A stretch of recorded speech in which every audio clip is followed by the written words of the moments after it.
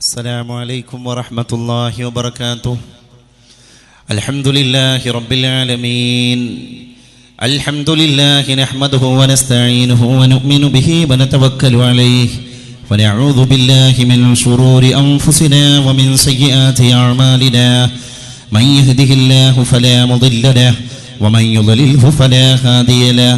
ونشهد أن لا إله إلا الله وحده لا شريك له وأن سيدنا وحبيبنا محمدا صلى الله عليه وعلى آله وصحابه وأعوانه وأتباعه وأهل بيته وسلم عبده ورسوله أرسله بالهدى ودين الحق ليظهره على الدين كله ولو كره المشركون.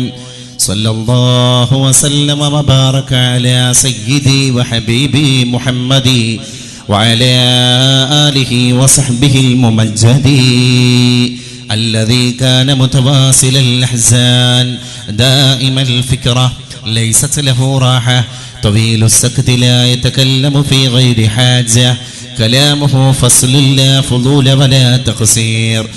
التبسم يفتر عن مثل حب الغمام يتلألأ وجهه تلألؤ القمر ليلة البدر. اللهم فابلغه أن السلام اللهم فابلغه أن السلام اللهم فابلغه أن السلام. وذكرنا يا محمد عند ربك صلى الله عليه وسلم.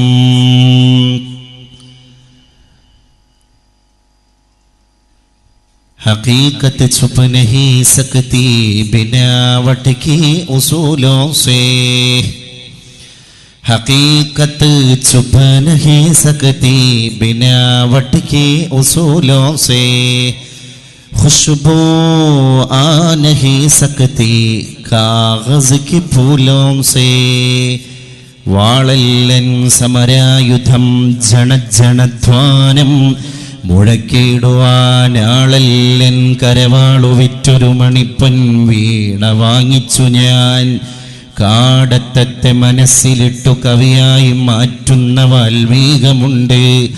ഓടപ്പുൽ കുഴലിന്റെ ഗീത എഴുതി സൂക്ഷിച്ച പൊന്നോലയും നാടന്ത പ്രഹരങ്ങളേറ്റു കിടിലം കൊள்കെ മുലപ്പാലുമായി പാടം നീന്തി വരുന്ന പൗർണമി നിനക്കാവട്ടെ ഗീതാഞ്ജലി.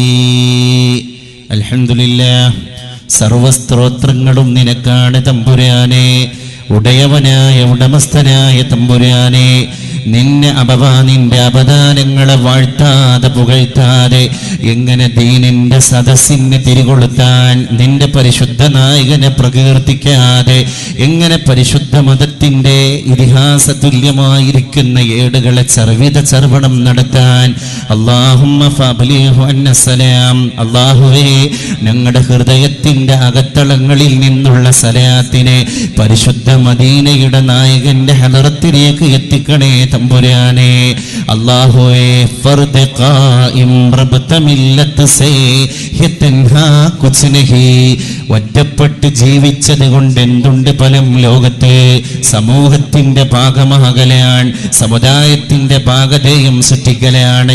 ഒരുപാട് പുഴകൾ ഒഴുകിക്കൊണ്ടിരിക്കുമ്പോ ആ പുഴകളെല്ലാം എത്തിച്ചേരുന്നത് കടലിലേക്കാണെന്ന അർത്ഥതലങ്ങളെ ഞങ്ങളെ ഹൃദയത്തിൽ സൂക്ഷിക്കുകയാണ് തമ്പുരാനെ. അതുകൊണ്ട് മൗജ് ഹേ ദരിയാമേ ഔർ ബേറൂൻ ദരിയാ കുച്ച് നഹി. കടലിൽ ഒരുപാട് തിരമാലകളുണ്ട്. കടലാകുന്ന സമുദായത്തിന്റെ മാറിടത്തോട് ഒറ്റപ്പെട്ട് അതിനോട് ഒട്ടിപ്പിടിച്ച് നിന്നാൽ മാത്രമാണ് കടലിന്റെ തിരമാലകൾക്ക് ശക്തി കിട്ടുന്നത് എന്ന പോലെ ഇവിടെ മാനവികത നമ്മൾ ചർച്ച ചെയ്യുകയാണ് പ്രിയപ്പെട്ടവരെ. യാ അയ്യുഹന്നാസ്, അല്ലയോ ജനങ്ങളെ, ഇന്നാ ഖലഖനാകും മിൻ ദകരിൻ വ ഉൻസ. ഞാൻ നിങ്ങൾക്ക് ജന്മം തന്നിരിക്കുന്നത് ഒരാണിൽ നിന്നും ഒരു പെണ്ണിൽ നിന്നുമാണ്. വജഅൽനാകും ശുഉബൻ വ ഖബായില ലിതആറഫു. നിങ്ങൾ പരസ്പരം തിരിച്ചറിയാൻ, നിങ്ങളെല്ലാവരും തിരിച്ചറിയാൻ, നിങ്ങളൊരു തറവാട്ടിന്റെ വക്താക്കളാണ് എന്ന യാഥാർത്ഥ്യത്തെ ലോകത്തിന്റെ മുറ്റത്ത് വിളംബരം ചെയ്യാൻ ഒറ്റ കുടുംബത്തിലെ അംഗങ്ങളാണ് എന്ന പോലെയാണ് നിങ്ങളെ ഞാൻ പടച്ചു വിട്ടിരിക്കുന്നത്. നിങ്ങളെ വ്യത്യസ്ത കുടുംബങ്ങളാക്കി, വ്യത്യസ്ത വർണ്ണങ്ങളാക്കി, വ്യത്യസ്ത വംശങ്ങളാക്കി. അതെന്തിനാണ്? നിങ്ങൾ തിരിച്ചറിയാൻ വേണ്ടിയാണ്. ആ തിരിച്ചറിവിന്റെ ദൗത്യം ഈ സദസ്സിൽ മുഴങ്ങപ്പെടേണ്ടതുണ്ട്. ഇന്നൊരുപാട് ബിരുദാനന്തര ബിരുദങ്ങൾ നമ്മുടെ സമൂഹത്തിൻ്റെ ആന്തരിക ഭാഗങ്ങളിൽ നമുക്ക് കാണാൻ സാധ്യമാണ്. പക്ഷേ അതിനനുസൃതമായിട്ടുള്ള മനുഷ്യത്വം ലോകത്ത് പ്രകടമാകുന്നില്ല എന്ന ദുഃഖകരമായ യാഥാർത്ഥ്യം കൂടി അതിൻ്റെ കൂടെ പങ്കുവെക്കാൻ ഞാൻ ആഗ്രഹിക്കുകയാണ്. മനുഷ്യൻ്റെ വില ഇടിഞ്ഞു പോകുന്നു, മറ്റുള്ളവയുടെ വില കൂടി വരുന്നു. ഇത്രയും വലിയ സംവിധാനങ്ങളുടെ ലോകത്ത് എല്ലാത്തിൻ്റെയും അപ്പോസ്തലൻ അവനാണ്. സാറ്റേൺ സോയൂസ് പേടകങ്ങളെ അറ്റ്ലാന്റിക് സമുദ്രത്തിന്റെ മുകളിലൂടെ വിക്ഷേപണം നടത്തിയിട്ട് ലോകത്തെ ഞെട്ടിപ്പിച്ചവനും അവനാണ്. അവനില്ലാത്ത ലോകമില്ല, അവൻ കാലുവെക്കാത്ത മേഖലയില്ല, അവന്റെ മുദ്ര പതിയാത്ത വിജയത്തിന്റെ മന്ത്രങ്ങളില്ല. അവനാണ് വിജയത്തിന്റെ വൈജയന്തി എന്തിയവൻ. അവനാണ് ഉന്നതിയുടെ മട്ടുപ്പാവിലേക്ക് ജനങ്ങളെ കൊണ്ടുപോയവൻ. അവനാണ് വിജയ ശ്രീലാളിതൻ എന്ന് സ്വന്തത്തെ വാഴ്ത്തി പറഞ്ഞവൻ. എന്നിട്ട് പോലും മനുഷ്യ, നീ ചവറ്റുകൊട്ടയിലേക്ക് വലിച്ചെറിയപ്പെട്ടുകൊണ്ടിരിക്കുകയാണ്. എന്തുകൊണ്ടാണ്? ഉടപ്പറപ്പിനെ കാണാൻ കഴിയുന്നില്ല, വിശ്വാസങ്ങളെ സൂക്ഷിക്കാൻ സാധിക്കുന്നില്ല, അയൽപ്പക്കത്തേക്ക് കണ്ണുപോകുന്നില്ല. മദീനയിലെ മണരാരണ്യത്തിലൂടെ നടന്നു പോകുമ്പോ അനാഥബാലന്റെ കണ്ണിന്റെ കൃഷ്ണമണിയിലുള്ള തിളക്കത്തെ കണ്ടിട്ട് സഹാബത്തിനോട് പറഞ്ഞു പോയി, ഈ അനാഥബാലന്റെ തലക്ക് മുകളിൽ ആരാണ് കൈ വെക്കുന്നത്? ആ കൈയിന്റെ ഉടമ സിറാത്തിന്റെ മുകളിലൂടെ സ്വർഗത്തിലേക്ക് പോകുന്നവനാണെന്ന് ആമിനാന്റെ പരിശുദ്ധ റസൂൽ മുഹമ്മദ് മുസ്തഫ സല്ലല്ലാഹു അലൈഹി വസല്ലം. ആ സന്ദേശം മുഴക്കപ്പെടുന്ന ലോകത്തിന്റെ മുമ്പിൽ നമ്മൾ മനുഷ്യത്വത്തെ ചർച്ച ചെയ്യുകയാണ്. നമ്മൾ മനുഷ്യന് വേണ്ടി നിലകൊള്ളുകയാണ്. റോമാ സാമ്രാജ്യത്തിന്റെ നടുത്തളത്തിലൂടെ റാന്തൽ കത്തിച്ച് നടന്നുപോയ ഡയോജനിസിനെ ഇവിടെ ഓർമ്മ വേണം. പെരിക്ലിയസ് രാജാവ് അനക്സഗോറസിനെ കാണാൻ കടന്നു വരികയാണ്. അതേ റോമാ സാമ്രാജ്യത്തിന്റെ മടിത്തട്ടിലേക്ക് പടുവൃദ്ധനായ, പണ്ഡിതനായ, വയോവൃദ്ധനായ, കളവനായ അനക്സഗോറസ് എന്ന് പറയുന്ന ലോകം കണ്ട ഉന്നതനായ പണ്ഡിതനെ കാണാൻ റോമാ സാമ്രാജ്യം ഭരിച്ചുകൊണ്ടിരുന്ന പെരിക്ലിയസ് രാജാവ് കടന്നു വരികയാണ്. രാജാവ് അനക്സഗോറസിന്റെ സിംഹാസനത്തിൽ ഇരുന്നിട്ട് ചോദിച്ചു പോയി, പ്രിയപ്പെട്ട അനക്സഗോറസ്, അങ്ങ് ലോകം ആദരിക്കുന്ന പണ്ഡിതനാണ്, അങ്ങ് ലോകം ബുദ്ധിജീവികളുടെ കൂട്ടത്തിൽ ഗണിക്കപ്പെട്ട മനുഷ്യ സ്നേഹിയാണ്. ആ അങ്ങാണ് ഇവിടെ വൃദ്ധനായിട്ട് മൂലയിൽ കിടക്കുന്നത്. ഞാൻ അങ്ങയെ സന്ദർശിക്കാൻ കടന്നു വന്ന റോമാ സാമ്രാജ്യത്തിന്റെ രാജാവാണ്. അതുകൊണ്ട് എൻ്റെ സിംഹാസനത്തിൽ നിന്ന്, എൻ്റെ രാജാവിൻ്റെ അധികാരത്തിന്റെ ഭരണച്ചെങ്കോലിൽ നിന്ന്, എൻ്റെ പൊതുഖജനാവിൽ നിന്ന് അങ്ങേക്കും കുടുംബത്തിനും കഴിഞ്ഞു പോകാൻ ആവശ്യമായ സഹായം എന്തൊക്കെയാണോ ഉള്ളത് അതെല്ലാം നിർലോഭമായി നൽകാനാണ് പെരിക്ലിയസ് എന്ന ഞാൻ അങ്ങയുടെ മുമ്പിലേക്ക് കടന്നു വന്നത് എന്ന് പണ്ഡിതനായ അനക്സഗോറസിനോട് പെരിക്ലിയസ് രാജാവ് മറുപടി പറയുകയാണ്. ആ നേരത്തെ അനക്സഗോറസ് രാജാവ്, അനക്സഗോറസ് എന്ന് പറയുന്ന പണ്ഡിതൻ പെരിക്ലിയസ് രാജാവിനോട് മറുപടി പറഞ്ഞത്രേ, രാജാവേ, അണയാൻ പോകുന്ന വിളക്കിലേക്ക് ആരാണ് എണ്ണയൊഴിക്കുക? ഞാനാകുന്ന വിളക്ക് ഉജ്ജ്വലമായി ജ്വലിച്ച ഒരു കാലമുണ്ടായിരുന്നു. പക്ഷേ ഞാനിപ്പോൾ അണയാൻ പോവുകയാണ്. എൻ്റെ കൈത്തിരി കെട്ടുകൊണ്ടിരിക്കുകയാണ്.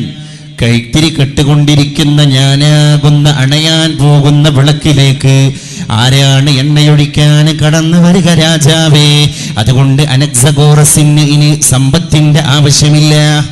500-ന്റെയും 1000-ന്റെയും രൂപയുടെ മൂല്യം ഒറ്റ രാത്രി കൊണ്ട് നിർവീര്യമാക്കപ്പെട്ട ഭാരതത്തിന്റെ മടിത്തട്ടിൽ നമ്മൾ ഇരിക്കുമ്പോൾ, ഇന്ന് പട്ടാപകല്, കോട്ടക്കല്, വളാഞ്ചേരിയില്, കൊണ്ടോട്ടിയില്, പെരിന്തൽമണ്ണയില്, മലപ്പുറം ജില്ലയിലെ ഏറ്റവും വലിയ ഉപഭോഗ സംസ്കാരത്തിന്റെ വാണിജ്യ കലഹങ്ങൾ മുഴക്കപ്പെടുന്ന അങ്ങാടി കവലകളിൽ വലിയ മാന്ദ്യം, മണിക്കൂറുകളെ കൊണ്ട് ആ മാന്ദ്യത്തിന്റെ ഇരകളായി തീർന്നവരാണ് നമ്മളെല്ലാം.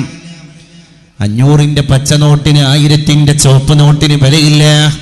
അത് ചവറ്റുകൊട്ടയിലേക്ക് കടന്നു പോകേണ്ടതാണോ എന്ന് ചോദ്യം ചെയ്യപ്പെടും പോലെ നമ്മുടെ പോക്കറ്റിൽ ഇരിക്കുന്ന പൈസകളുടെ കെട്ടുകൾക്ക് വിലയില്ലാതായ ലോകത്തിന്റെ മുമ്പിൽ മനുഷ്യ അള്ളാഹുവിന്റെ മുമ്പിലേക്ക് നാളെ മഹ്ശറിൽ കടന്നു പോകുമ്പോ ഇത്രകാലം നീ സ്വരുക്കൂട്ടിയ ഇബാദത്തുകൾ നിർവീര്യമാണ്, വിലയില്ലാത്തതാണ് എന്ന വിളംബരം മുഴക്കപ്പെടുന്ന ഒരു സാഹചര്യത്തെ തുലനം ചെയ്യാൻ ഇന്ത്യ രാജ്യത്തിന്റെ പ്രധാനമന്ത്രി നരേന്ദ്രമോദിയുടെ പ്രഖ്യാപനം നമുക്ക് പാഠമാണ്.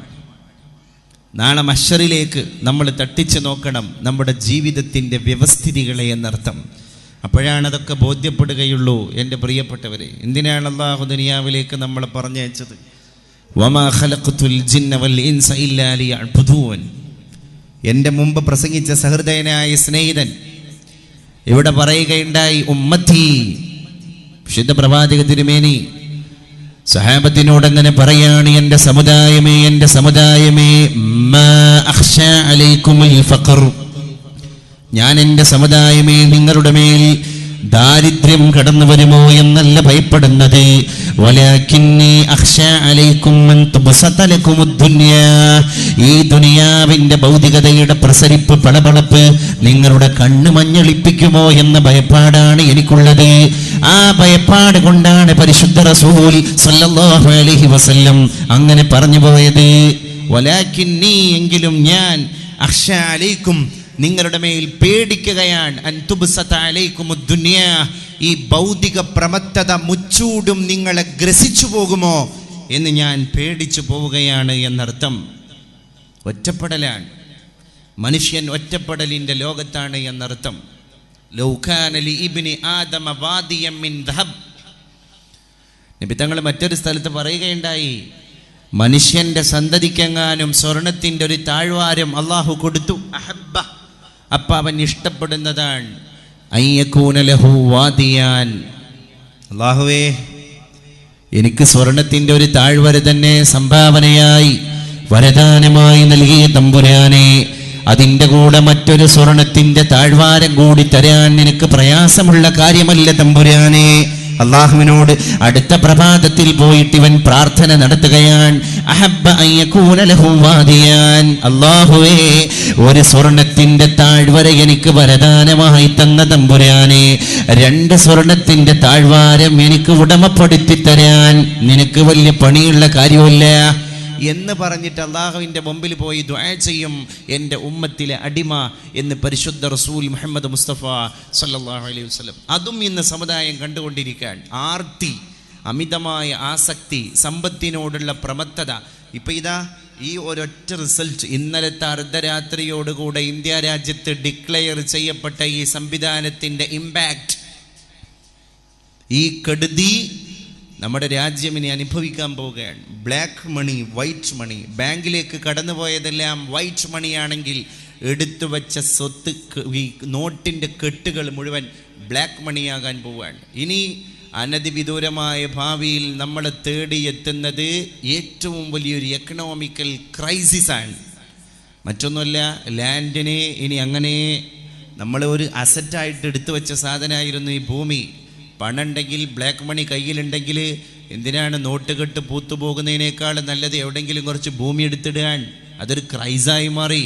എല്ലാ ആളുകളും ഭൂമി എടുക്കാൻ തുടങ്ങി. എവിടെയെങ്കിലും 10 സെന്റ് എടുത്തിട്ടൂടെ സഹോദര എന്ന് ഗൾഫിലെ കഫ്തീരിയയിൽ ജോലി ചെയ്ത് ശമ്പളം വാങ്ങി നാട്ടിലേക്ക് ലീവിന് വന്നവനോട് ഫ്രൂട്ട്സ് കടയിൽ ജോലി ചെയ്യുന്ന അവൻ്റെ പഴയകാല സുഹൃത്ത് ഒരു മെസ്സേജ് ഷെയർ ചെയ്യുകയാണ്. കേട്ട പാതി കേൾക്കാത്ത പാതി. കോട്ടക്കല്ലങ്ങാടിയുടെ പരിസരത്ത് എവിടെയെങ്കിലും ഒരു 10 സെന്റ് ഉണ്ടോ എന്ന് അന്വേഷിച്ച് നടന്നുപോയവൻ. അങ്ങനെ ഒരുപാട് ഭൂമിയുണ്ടാക്കിയവർ ഇനി വലിയൊരു ക്രൈസിസിലേക്ക് നമ്മുടെ സമുദായം കടന്നു പോവുകയാണ്. എന്താണെന്നറിയില്ല, മനുഷ്യൻ പരീക്ഷിക്കപ്പെടുകയാണ്. വലാകിന്നി, എങ്കിലും ഞാൻ, അഖ്ശാ അലൈക്കും നിങ്ങളുടെ മേൽ ഭയപ്പെടുകയാണ്, അൻ തുബ്സത അലൈക്കുമുദ് ദുനിയാ, നിങ്ങൾക്ക് ഭൗതികതയുടെ സൗകര്യങ്ങൾ കൂടിപ്പോകുമോ എന്ന കാര്യമാണ് ഞാൻ നിങ്ങളുടെ മേൽ ഭയപ്പെട്ടു പോകുന്നത് എന്ന് അല്ലാഹുവിൻ്റെ റസൂൽ സല്ലല്ലാഹു അലൈഹി വസല്ലം പറയുകയുണ്ടായി. ചെന്നൈയിൽ ഒരു ഭീകരമായ വെള്ളപ്പൊക്കം ഉണ്ടായപ്പോൾ നമ്മുടെ സമുദായത്തിൻ്റെ സ്ഥിതി എന്തായിരുന്നു? അല്ലെങ്കിൽ ഈ ജനങ്ങളുടെ സ്ഥിതി എന്തായിരുന്നു? U have your bike and car but you couldn't drive it. നിനക്ക് നിൻ്റെ കാറുണ്ട്, നിൻ്റെ ബൈക്കുണ്ട്, പക്ഷേ നിനക്കത് ഡ്രൈവ് ചെയ്ത് പോകാൻ കഴിയുന്നില്ല. അത് വെള്ളത്തിൻ്റെ ചോട്ടിലാണ്. You have your mobile phone but you couldn't call with it. നിൻ്റെ കയ്യിൽ മൊബൈൽ ഫോൺ ഉണ്ട്, there is no charge, there is no electricity. എന്ത് ചെയ്യാൻ? ആകെ ദുഷ്കരമായ ഒരു അന്തരീക്ഷത്തിലേക്ക് മനുഷ്യൻ പോയി. അവനോട് അല്ലാഹു പറയാണ്, മോനെ, ലൈഫ് ഈസ് നോട്ട് ഏണിംഗ് മണി. ജീവിതം എന്ന് പറയുന്നത് ഒരുപാട് പണസമ്പാദനമല്ല, പിന്നെ മനുഷ്യത്വത്തെ കാണലാണ്. വൃദ്ധനായ സഹാബി വാർദ്ധക്യത്തിൻ്റെ നേരത്തും മരത്തിൻ്റെ തയ്യിൻ്റെ മരട്ടിലേക്ക് വെള്ളം ഒഴിച്ചു കൊടുക്കുമ്പോൾ കുട്ടി വന്നിട്ട് ചോദിക്കുകയാണ്, ഉപ്പാപ്പ, എന്തിനാണ് അങ്ങ് ഇങ്ങനെ കഷ്ടപ്പെടുന്നത്? മോനെ, എൻ്റെയും നിൻ്റെയും നായകൻ പരിശുദ്ധ റസൂൽ സല്ലല്ലാഹു അലൈഹി വസല്ലം നമ്മളെ പഠിപ്പിച്ചിരിക്കുകയാണ്, ഇദാ ഖാമത്തിൽ ഖിയാമ, അന്ത്യനാൾ കടന്നു വന്നാൽ ഏത് സ്ഥിതിയിൽ, വഫീയദി അഹദിക്കും, നിങ്ങളുടെ എല്ലാം കൈകളിലുണ്ട്, ഫസീലത്തുൻ, ഒരു മരത്തിന്റെ കൊമ്പിന്റെ കഷ്ണമുണ്ട്, ഫല്യഗ്രിസ്ഹാ, ആ മരക്കൊമ്പിനെ മണ്ണിൽ നാട്ടിക്കൊള്ളട്ടെ എന്ന് പഠിപ്പിച്ചു പോയ എൻ്റെയും നിന്റെയും തിരുമേനിയെ ഞാനും നീയും ഇവിടെ സ്വപ്നം കാണണം എൻ്റെ കുഞ്ഞുമോനെ. അതുകൊണ്ടാണ് ഞാൻ ഈ മരത്തിന്റെ തയ്യിന്റെ മുരട്ടിൽ കൊണ്ടുപോയി വെള്ളം ഒഴിക്കുന്നത് എന്ന് ആ സഹാബി കുട്ടിയോട് പറയുകയാണ്.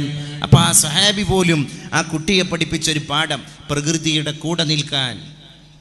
പരിസ്ഥിതി നശീകരിക്കപ്പെടുന്ന സാഹചര്യത്തിൽ ആ പരിസ്ഥിതിക്ക് വേണ്ടി ശബ്ദിക്കുവാനുള്ള ഒരു യത്നം നമ്മൾ നടത്തണം എന്നൊരു കുട്ടിയെപ്പോലും പരിശുദ്ധനായ ഒരു സഹാബി പഠിപ്പിക്കുകയാണ് എന്നർത്ഥം. അത് യൂണിറ്റിയോടുകൂടെ ജീവിക്കുമ്പോഴാണ് ഈ അർത്ഥത്തിലേക്ക് നമ്മുടെ സമൂഹത്തിന് വരാൻ സാധിക്കുകയുള്ളൂ. ഇയ്യാകും വൽ വഹ്ദ, ഇയ്യാകും വൽ വഹ്ദ. നബി തങ്ങൾ പറഞ്ഞു, നിങ്ങൾ ഒറ്റപ്പെടലിനെ സൂക്ഷിക്കണം. ഡിലേ അല്പം കുറക്കണേ, ബാസും കുറച്ചാളെ. ഇയ്യാകും വൽ വഹ്ദ, നിങ്ങൾ ഒറ്റപ്പെടലിനെ സൂക്ഷിക്കണം. കാരണം അള്ളാഹുവിൻ്റെ റസൂൽ സല്ലല്ലാഹു അലൈഹി വസല്ലം പറയുകയുണ്ടായി, അള്ളാഹു ജമാഅത്തിന്റെ കൂടെയാണ്, പരിശുദ്ധനായ തമ്പുരാൻ ഐക്യത്തിന്റെ പാശം പിടിക്കുന്നവരുടെ കൂടെയാണ്. അതുകൊണ്ട് ഇയ്യാകും വൽ വഹ്ദ ഫഇന്ന ശൈത്വാന മഅൽ വാഹിദ്, പിശാച് ഒറ്റക്ക് നടക്കുന്നവന്റെ കൂടെയാണ്. ആ ഒറ്റപ്പെടലിലൂടെയാണ് മുസ്ലിം സമുദായം ഛിദ്രതയിലേക്ക് കടന്നുപോയത് എന്നർത്ഥം. സ്നേഹത്തിന് വേണ്ടി നിലകൊള്ളുമ്പോൾ, അതുപോലെ തന്നെ പരസ്പരം സഹായിക്കാൻ, നമ്മുടെ സുഹൃത്തിന് വേണ്ടി എന്തെങ്കിലുമൊക്കെ ചെയ്യാൻ വേണ്ടി നമ്മൾ പുറപ്പെടുന്ന സാഹചര്യത്തിൽ ഒരു വിശാലമായ മനസ്സ് നമുക്കറിയാതെ എവിടെ നിന്നൊക്കെയോ രൂപപ്പെടുകയാണ്. ആ മനസ്സുകൊണ്ടാണ് നമ്മൾ മറ്റുള്ളവനെ സഹായിക്കുന്നത്. അതേ വാക്യത്തിൻ്റെ കൂടെ തന്നെ നബി തങ്ങൾ പറഞ്ഞു, ഇയ്യാകും വദ്ദന്ന ഫഇന്ന അദ്ദന്ന അക്ദബുൽ ഹദീസ്, നിങ്ങൾ ഊഹാപോഹങ്ങളെ വർജിക്കണം. വെറുതെ ഗസ്സിയ ചില കാര്യങ്ങൾ നമ്മൾ ചില ആളുകളിലേക്ക് ചേർത്തി പറയുക. എന്തോ ഒരു ന്യൂസേ നമ്മൾ കേട്ടിട്ടേ ഉണ്ടാവുള്ളൂ. എന്നിട്ട് ആ ന്യൂസിൻ്റെ മേലിൽ വേറെ ന്യൂസുകൾ ഉണ്ടാക്കി അതിനപ്പുറത്ത് വേറെ കുറേ ഹോമറുകൾ സ്പ്രെഡ് ചെയ്തിട്ട് നമ്മുടെ സുഹൃത്തിലേക്ക് ചേർത്തി പറയുന്ന ദുസ്വഭാവം എൻ്റെ സമുദായാംഗങ്ങളെ നിങ്ങൾ സൂക്ഷിക്കണം. ഫഇന്നല്ലാഹ അക്ദബുൽ ഹദീസ്, നിങ്ങൾ സംസാരിക്കുന്ന സംസാരങ്ങളുടെ കൂട്ടത്തിൽ ഏറ്റവും കളവായ സംസാരം വന്നുകൊണ്ട്, സംശയങ്ങളെ കൊണ്ട് നിങ്ങൾ സംസാരിക്കുന്ന സംസാരങ്ങളാണ്. നമുക്ക് എന്തെങ്കിലും ഒരു ചെറിയ അംശയെ കിട്ടിയിട്ടുള്ളൂ, അതിൽ യാഥാർത്ഥ്യം ഉണ്ടോ എന്നുള്ള കാര്യം നമുക്കൊരു പിടുത്തമില്ല. എന്നിട്ട് അത് വെച്ചിട്ട് നമ്മൾ സംസാരിച്ചു, മറ്റുള്ളവരുടെ അടുക്കലേക്ക് ആ കാര്യത്തെ എത്തിച്ചു. എന്തേ നമുക്ക് പ്രതിഫലമായിട്ടുണ്ടായത്? ഉള്ള ആളുകളുടെ മുഴുവൻ വെറുപ്പ് സമ്പാദിക്കാൻ മാത്രമേ അത് ഉപകാരപ്പെട്ടിട്ടുള്ളൂ എന്നർത്ഥം. സഹാബികൾ ഇങ്ങനെ കടന്നു വരുമ്പോൾ ഗൗരവതരമായൊരു സന്ദേശമായിട്ടാണ് പരിശുദ്ധ റസൂൽ സല്ലല്ലാഹു അലൈഹി വസല്ലം തങ്ങൾ ഈ സന്ദേശത്തെ സഹാബത്തിന് പകർന്നു കൊടുത്തത്. എല്ലാ വിഷയത്തിലുണ്ടത്. കാർക്കശ്യം അകറ്റുക, സ്നേഹത്തോടെ സഹവർത്തിത്വത്തോടെ നിലകൊള്ളുക, ഒരു വാക്ക് പറയുമ്പോൾ പോലും സൂക്ഷിച്ച് പറയുക, ഒരു വാക്ക് പറയുമ്പോൾ പോലും സൂക്ഷിച്ചു പറയുക. നിങ്ങളുടെ പ്രവർത്തനം, ശരീരഭാഷ പോലും ശ്രദ്ധിക്കേണ്ടവനാണ് മുസൽമാൻ. ഒരു മുസ്ലിം എന്ന് പറയുന്നവൻ അവൻ്റെ ശരീരഭാഷയ്ക്ക് അമിതമായ പ്രാധാന്യം കൊടുക്കേണ്ടവനാണ്. അതിൽ തെറ്റിദ്ധാരണ വരാൻ സാധ്യതയുണ്ട്. അതുകൊണ്ട് തന്നെ അവൻ്റെ സംസാരം തെറ്റിദ്ധാരണക്ക് വിധേയമാകാനുള്ള സാധ്യതയുണ്ട്. അതൊഴിവാക്കാൻ വേണ്ടി നബി തങ്ങൾ പറഞ്ഞു, നിങ്ങൾ ലന്നിനെ സൂക്ഷിക്കണം. പല സന്ദർഭങ്ങളിലും നമ്മുടെ സമൂഹത്തിനുണ്ടാകുന്ന പ്രശ്നവും അത് തന്നെയാണ്.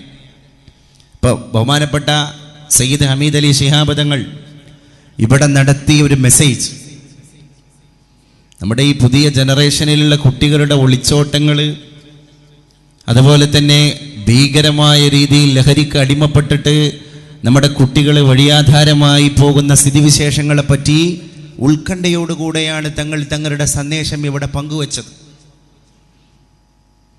ചിന്തിക്കേണ്ട ഒരു അവസ്ഥയാണ്. കാരണം എന്താ, ഇന്ന് കലാലയങ്ങളിലേക്കാണ് നമ്മുടെ കുട്ടികൾ പോയിക്കൊണ്ടിരിക്കുന്നത്.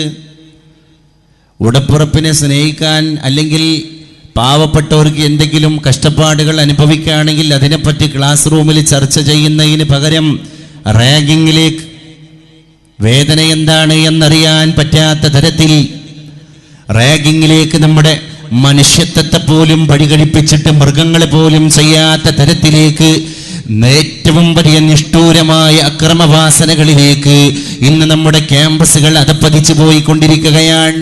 അതിൻ്റെ പ്രധാന കാരണം വില്ലനായി പ്രവർത്തിച്ചു കൊണ്ടിരിക്കുന്നത് മയക്കുമരുന്നുകളാണ്.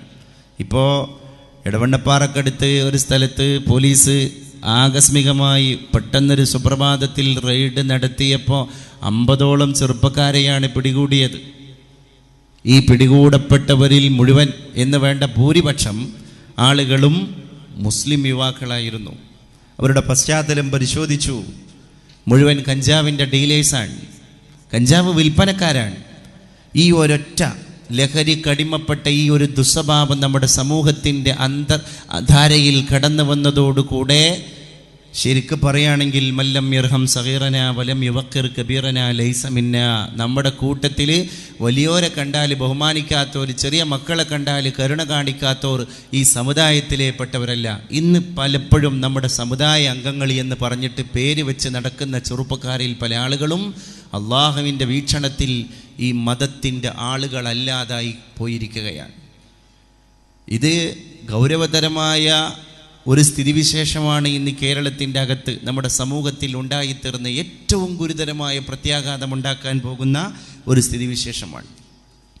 കാരണം മുഴുവൻ സമയവും നമ്മൾ ഇതിൻ്റെ അകത്താണ്. ഒന്നുകിൽ വാട്സപ്പ് അല്ലെങ്കിൽ ഫേസ്ബുക്ക്. ഈ സോഷ്യൽ മീഡിയ മനുഷ്യനെ അഡിക്റ്റാക്കിക്കൊണ്ടിരിക്കുകയാണ്. അതുകൊണ്ട് തന്നെ അയൽവാസിയെ കാണാൻ കഴിയുന്നില്ല, കൂട്ടുകുടുംബങ്ങളെ കാണാൻ കഴിയുന്നില്ല, പരിസരവാസികളെ കാണാൻ കഴിയുന്നില്ല. സുഹൈബ്തു സൂഫിയ, നമ്മുടെ മദ്ഹബിൻ്റെ ഇമാമായ ഷാഫി ഇമാം പറയുകയുണ്ടായി, സുഹൈബ്തു സൂഫിയ, ഞാൻ സൂഫിയാക്കളോട് സഹവസിക്കാൻ തുടങ്ങി. ഫലം അസ്തഫിദ് മിൻഹും സിവാ ഹർഫൈൻ, 2 വാക്കാണ് സൂഫികൾ എന്നെ പഠിപ്പിച്ചത്. അൽ വഖ്തു സൈഫുൻ ഇൻ ഖതഅതഹാ ഫഇല്ലാ യഖതഅക. അൽ വഖ്തു സൈഫുൻ, സമയം ഒരു ഘടകമാണ്, സമയം ഒരു ഘടകമാണ്, സമയം ഒരു വാളാണ്, ഒരു പടവാളാണ്. ഇൻ ഖതഅതഹാ, ആ പടവാളിനെ നീ അങ്ങോട്ട് വെട്ടിയാൽ നീ രക്ഷപ്പെട്ടു. ഇല്ല, അതിനെ അങ്ങോട്ട് വെട്ടാൻ നീ കടന്നു വന്നിട്ടില്ലെങ്കിൽ യഖതഅക, നിന്നെ ആ സമയം ഇങ്ങോട്ട് വന്നിട്ട് വെട്ടിക്കൊലപ്പെടുത്തുന്നതാണ്. നിന്നെ നശിപ്പിക്കാൻ സമയത്തിന് സാധ്യമാണ്. അതുകൊണ്ട് അശ്രദ്ധമായി സമയത്തെ കൈകാര്യം ചെയ്യരുത് സഹോദര. Yesterday is A dead check. ഇന്നലെ എന്ന് പറയുന്നത് തീയതി തീർന്നുപോയൊരു ചെക്കാണ്. നമ്മൾ 500 1000 മാതിരിയാണ് ഇന്നലെ എന്ന് പറഞ്ഞ സാധനം. ഡെഡ് ചെക്ക്, തീയതി നഷ്ടപ്പെട്ടു പോയൊരു ചെക്കാണ് ഇന്നലെ എന്ന് പറയുന്നത്. ഇന്നലെ എന്താ ഉണ്ടായത്? കഴിഞ്ഞെല്ലാം കഴിഞ്ഞെന്ന എന്തെങ്കിലും ഇഷ്യൂ ഉണ്ടാകുമ്പോൾ നാട്ടുകാരെന്നെ പറയുന്നത് because yesterday is A dead check. ഇന്നലെ എന്ന് പറയുന്നത് തീയതി തീർന്നുപോയൊരു ചെക്ക് മാത്രമാണ്. അടുത്ത 30-ാം തീയതി മാറിക്കിട്ടെന്ന് പറഞ്ഞാണ്ട് 2 ലക്ഷം റുപ്യക്ക് ഒരു പേപ്പർ ചെക്കിൻ്റെ മുകളിൽ വാല്യൂ എഴുതി തന്നിട്ടുണ്ടെങ്കിൽ അടുത്ത 30-ാം തീയതി വരെ ഈ ചെക്കിന് 2 ലക്ഷത്തിൻ്റെ രൂപയാണ് വാല്യൂ ആണ്. 31-ാം തീയതി ആയാൽ അത് വേസ്റ്റ് കൊട്ടയിലേക്ക് വലിച്ചെറിയണം. അങ്ങനെയാണ് നമ്മുടെ മുമ്പിലൂടെ കടന്നുപോയ ഇന്നലകൾ. അതുകൊണ്ട് ഇന്നലെയോളം എന്തെന്നറിഞ്ഞില്ല, ഇനി നാളെയും എന്തെന്നറിയില്ല. ഇന്നലെ വരെ ഇവിടെ നടന്നുപോയത് എന്താണ് എന്ന് നിർവചിക്കാൻ എനിക്കോ നിങ്ങൾക്കോ സാധ്യമായിട്ടില്ല. ഇനി നാളെയും എന്തെന്നറിയില്ല. ഇനി നാളെ ഇവിടെ കടന്നു വരാനിരിക്കുന്നത് എന്താണ് എന്ന് നിർവചിക്കാൻ അല്ലാഹുവിനല്ലാതെ മറ്റൊരാൾക്കും സാധ്യമല്ല. അതുകൊണ്ട് അൽ വഖ്തു സൈഫുൻ, സമയം ഘടകമാണ്. ഇൻ ഖതഅതഹ, ആ സമയത്ത് നീ അങ്ങോട്ട് വെട്ടിപ്പോയാൽ ഫഇല്ല, അല്ലെങ്കിൽ യഖ്തഅക, ആ സമയം വന്നിട്ട് നിന്നെ ഇങ്ങോട്ട് കൊലപ്പെടുത്തുന്നതാണ്. അശ്രദ്ധയാണ് നമ്മുടെ എല്ലാ പരാജയങ്ങളുടെയും പ്രധാന കാരണം എന്ന് വിശേഷിപ്പിക്കപ്പെടുന്നത്. ഇപ്പോൾ ഈ 5 കൊല്ലത്തിൻ്റെ ഇടയിലായിട്ട് നമ്മുടെ കമ്മ്യൂണിറ്റിയിൽ ഉണ്ടായ മൈൻഡിൽ, അവരുടെ കാഴ്ചപ്പാടുകളിൽ ഉണ്ടായ മാറ്റം നമ്മളൊന്ന് ചിന്തിച്ചു നോക്കണം. ഗൾഫിൽ പോയി തിരിച്ചു വരുന്ന പ്രവാസിയായ സുഹൃത്ത് 2 മാസത്തെ ലീവിന് നമ്മുടെ നാട്ടിലേക്ക് വരുന്ന സമയത്ത് ഉടപ്പിറപ്പുകൾ ഇത്ര കാലം തൻ്റെ കൂടെ നടന്നവർക്കൊരു ഷെയ്ക്കാൻഡ് കൊടുക്കുമ്പോൾ ഒന്ന് പുഞ്ചിരിക്കാൻ നാട്ടിലുള്ള സുഹൃത്തുക്കൾക്ക് നേരമില്ല എന്ന് പരാതി പറയാം. ഗൾഫിലൊരു കോൾ അറ്റൻഡ് ചെയ്യാൻ നമ്മുടെ നാട്ടിൽ നേരമില്ല. ഈവൻ നെറ്റ് കോൾ പോട്ടെ, അതേതായാലും ഒഴിവാക്കി. പക്ഷേ സ്വന്തം മൊബൈൽ നമ്പറിൽ പോലും കോൾ ചെയ്ത് കഴിഞ്ഞാൽ അറ്റൻഡ് ചെയ്യാൻ നേരമില്ലാത്ത നാട്ടുകാരായി നമ്മൾ അതപ്പതിച്ചു പോയി എന്നർത്ഥം. കാരണം ഈ കൂട്ടും വർത്താനും പറയുക, അത് ചോദിക്കുക, അതിനെപ്പറ്റി അന്വേഷണം നടത്തുക എന്നുള്ളതിലപ്പുറം വേറെ എന്തെങ്കിലും എൻ്റർടൈൻമെൻറ്റിലേക്ക് കടന്നു പോകാനാണ് നമ്മുടെ സാമൂഹിക അന്തരീക്ഷത്തിലുള്ള ചെറുപ്പക്കാർക്ക് ഏറ്റവും കൂടുതൽ താല്പര്യമുള്ളത് എന്നർത്ഥം. അപ്പോൾ അത് ഏതിലേക്കാണ് നമ്മളെ എത്തിക്കുക എന്ന് ഗൗരവമായി നമ്മൾ ചിന്തിക്കേണ്ടതുണ്ട്. ആദ്യത്തെ എഫക്റ്റ് പോയിന് കേട്ടോ. ഞാൻ പറ്റ കുറക്കാൻ പറഞ്ഞിട്ടില്ല, കുറച്ചാൽ മതി എന്ന് പറഞ്ഞിട്ടുള്ളൂ. അതുകൊണ്ട് ഹഖീഖത്ത് ചുപ്പ് നഹീ സക്തി ബിനാവട്ട് കി ഉസൂലോं से खुशबू आ नहीं सकती कागज की फूलों से. യാഥാർത്ഥ്യങ്ങളെ മറച്ചു വെക്കാൻ നമുക്ക് സാധ്യമല്ല. ഹഖീഖത്ത് ചുപ്പ് നഹീ സക്തി, ഒരിക്കലും യാഥാർത്ഥ്യങ്ങളെ മറച്ചു വെക്കാൻ സാധ്യമല്ല. ബിനാവട്ട് കി ഉസൂലോं से, ആർട്ടിഫിഷ്യാലിറ്റി, കൃത്രിമമായ കാര്യങ്ങൾ കൊണ്ടുവരിക.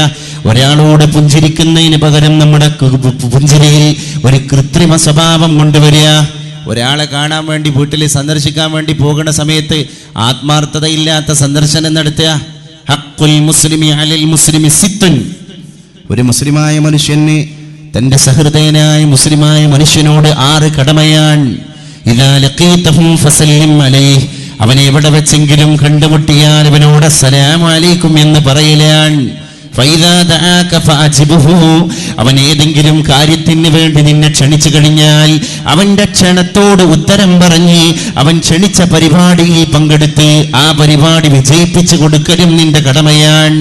ഫൈദസ്തൻസഹക ഫൻസഹ്ലഹു, ഏതെങ്കിലും കാര്യത്തിൽ നിന്നോടവൻ ഉപദേശം തേടുകയാണ്, ഫൻസഹ്ലഹു, അപ്പൊ അവന് തിരിച്ചു ഉപദേശം കൊടുക്കലും നിന്റെ കടമയാണ്, നിന്റെ ബാധ്യതയാണ്. അപ്പൊ നമ്മളൊരു സുഹൃത്ത് വന്നാണ്ട് നമ്മളോട് ഏതെങ്കിലും കാര്യത്തിൽ ഉപദേശം തേടാൻ, സഹോദരാ ഞാൻ ഇന്ന കാര്യത്തിലേക്ക് ഇറങ്ങിത്തിരിക്കാൻ പോകാൻ, ആ കാര്യത്തിലേക്ക് ഞാൻ ഇറങ്ങിത്തിരിച്ചു കഴിഞ്ഞാൽ എന്തായിരിക്കും എൻ്റെ ഭവിഷ്യത്ത്, അതിൻ്റെ അനന്തരഫലം എന്തായിരിക്കും എന്ന് ചോദിച്ചറിയുക.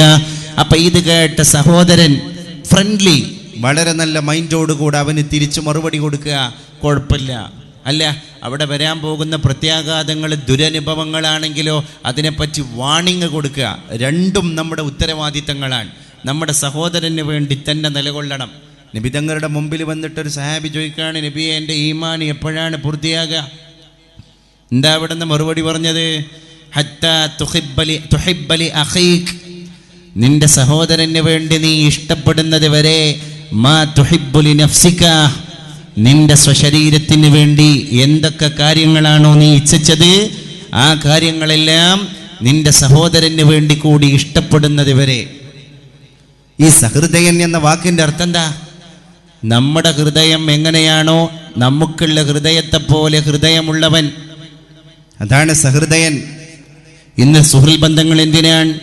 മഹല്ലധികാരികൾ വന്നാണ്ട് നമ്മുടെ ഗ്യാങ്ങിൽപ്പെട്ട നമ്മുടെ ക്ലബിലെ മെമ്പറെ കള്ളുകുടിയന്മാരുടെ കൂട്ടത്തിൽപ്പെട്ടതിൻ്റെ പേരിൽ മഹല്ല് ബഹിഷ്കരിച്ചിട്ടുണ്ട്. എന്നാൽ അവന് വേണ്ടിയിട്ട് ഏതെങ്കിലും രീതിയിൽ ബഹിഷ്കരണം ഒഴിവാക്കാൻ അല്ലെങ്കിൽ അവനെ രക്ഷപ്പെടുത്താനുള്ള ശ്രമത്തിലേക്കല്ലേ നമ്മുടെ പുതിയ കൂട്ടുകെട്ടുകൾ കടന്നു പോകുന്നത്? ആ കുട്ടികളുടെ മുമ്പിൽ ഉമ്മാൻ്റെ ഉപദേശത്തിന് വിലയില്ല, വാപ്പാൻ്റെ ഉപദേശത്തിന് വിലയില്ല, ഒരു കാര്യത്തിലും വിലയില്ല. പിന്നെ ഇത്തരം തെറ്റിലേക്ക് പോയ ആളുകളെ നന്മയിലേക്ക് കൊണ്ടുവരാനുള്ള ഒരു സൈക്കോളജിക്കൽ അപ്രോച്ച് നമ്മുടെ മഹല്ല് കാരണവന്മാരുടെ ഭാഗത്ത് നിന്ന് നിർബന്ധമായും ഉണ്ടാകൽ വളരെ അനിവാര്യമായ ഒരു സ്ഥിതിവിശേഷമാണ്. എസ്പെഷ്യലി ഇന്ന് കേരളത്തിലെ ഒരു അറ്റ്മോസ്ഫിയർ അതാണ് നമ്മളെ പഠിപ്പിച്ചുകൊണ്ടിരിക്കുന്നത്. തെറ്റ് ചെയ്തവർ ഒരു തെറ്റിൻ്റെ അവകാശികൾ എന്ന് പറഞ്ഞ് മുദ്ര കുത്തപ്പെടുന്നതിന് പകരം, സഹോദര, ഇന്ന സാഹചര്യങ്ങളിലൂടെയാണ് നീ ഈ സ്ഥിതിയിലേക്ക് എത്തിപ്പെട്ടത്, നിനക്ക് നന്മയിലേക്ക് തിരിച്ചു വരാനുള്ള ഒരു പ്ലാറ്റ്ഫോം അപ്പുറത്തുണ്ട് എന്ന് പറഞ്ഞ് അവനെ നന്മയിലേക്ക് വഴി നടത്താനുള്ള ഉപദേശങ്ങൾ മഹല്ല് തലങ്ങളിൽ സജീവമാകേണ്ടതുണ്ട്. മുറാദ് നാലാമൻ രാജാവിനെ പറ്റി ചരിത്രം പറയുന്നുണ്ട്. ഇസ്ലാമിന്റെ ചരിത്രം. ലോകം ഭരിച്ചിരുന്ന രാജാവാൻ മുറാദ് നാലാമൻ. രാജാവ് മുറാദ് നാലാമൻ തന്റെ ഭരണകാലഘട്ടത്തിൽ ഒരു ഗ്രാമത്തിലൂടെ അങ്ങനെ നടക്കാൻ ഒട്ടകക്കട്ടിലാണ് സഞ്ചാരം നടന്നുകൊണ്ടിരിക്കുന്നത്. രാജാവ് അങ്ങനെ നടന്നുകൊണ്ടിരിക്കുന്ന വേളയിൽ വഴിയരികില്ലതാ ഒരു മനുഷ്യന്റെ മയ്യത്ത് കിടക്കാൻ. ജീവൻ നഷ്ടപ്പെട്ടു പോയൊരു മനുഷ്യന്റെ ശവശരീരമാണ് പുഴുവരിച്ച രീതിയിൽ കിടക്കുന്നത്. ആളുകളെ മൈൻഡ് ചെയ്യുന്നില്ല. രാജാവ് ചോദിച്ചു പോയി ജനങ്ങളോട്, അല്ല ജനങ്ങളെ, ഈ മരിച്ചു കിടക്കുന്ന മയ്യത്തിനെ കണ്ടിട്ടും നിങ്ങൾ എന്താണ്, ഇതൊരു മനുഷ്യന്റെ മൃതശരീരമല്ലയോ? ഇതിനെ ആദരിക്കലും ഇതിനെ പരിഗണിക്കലും നിങ്ങളുടെ കർത്തവ്യമല്ലയോ?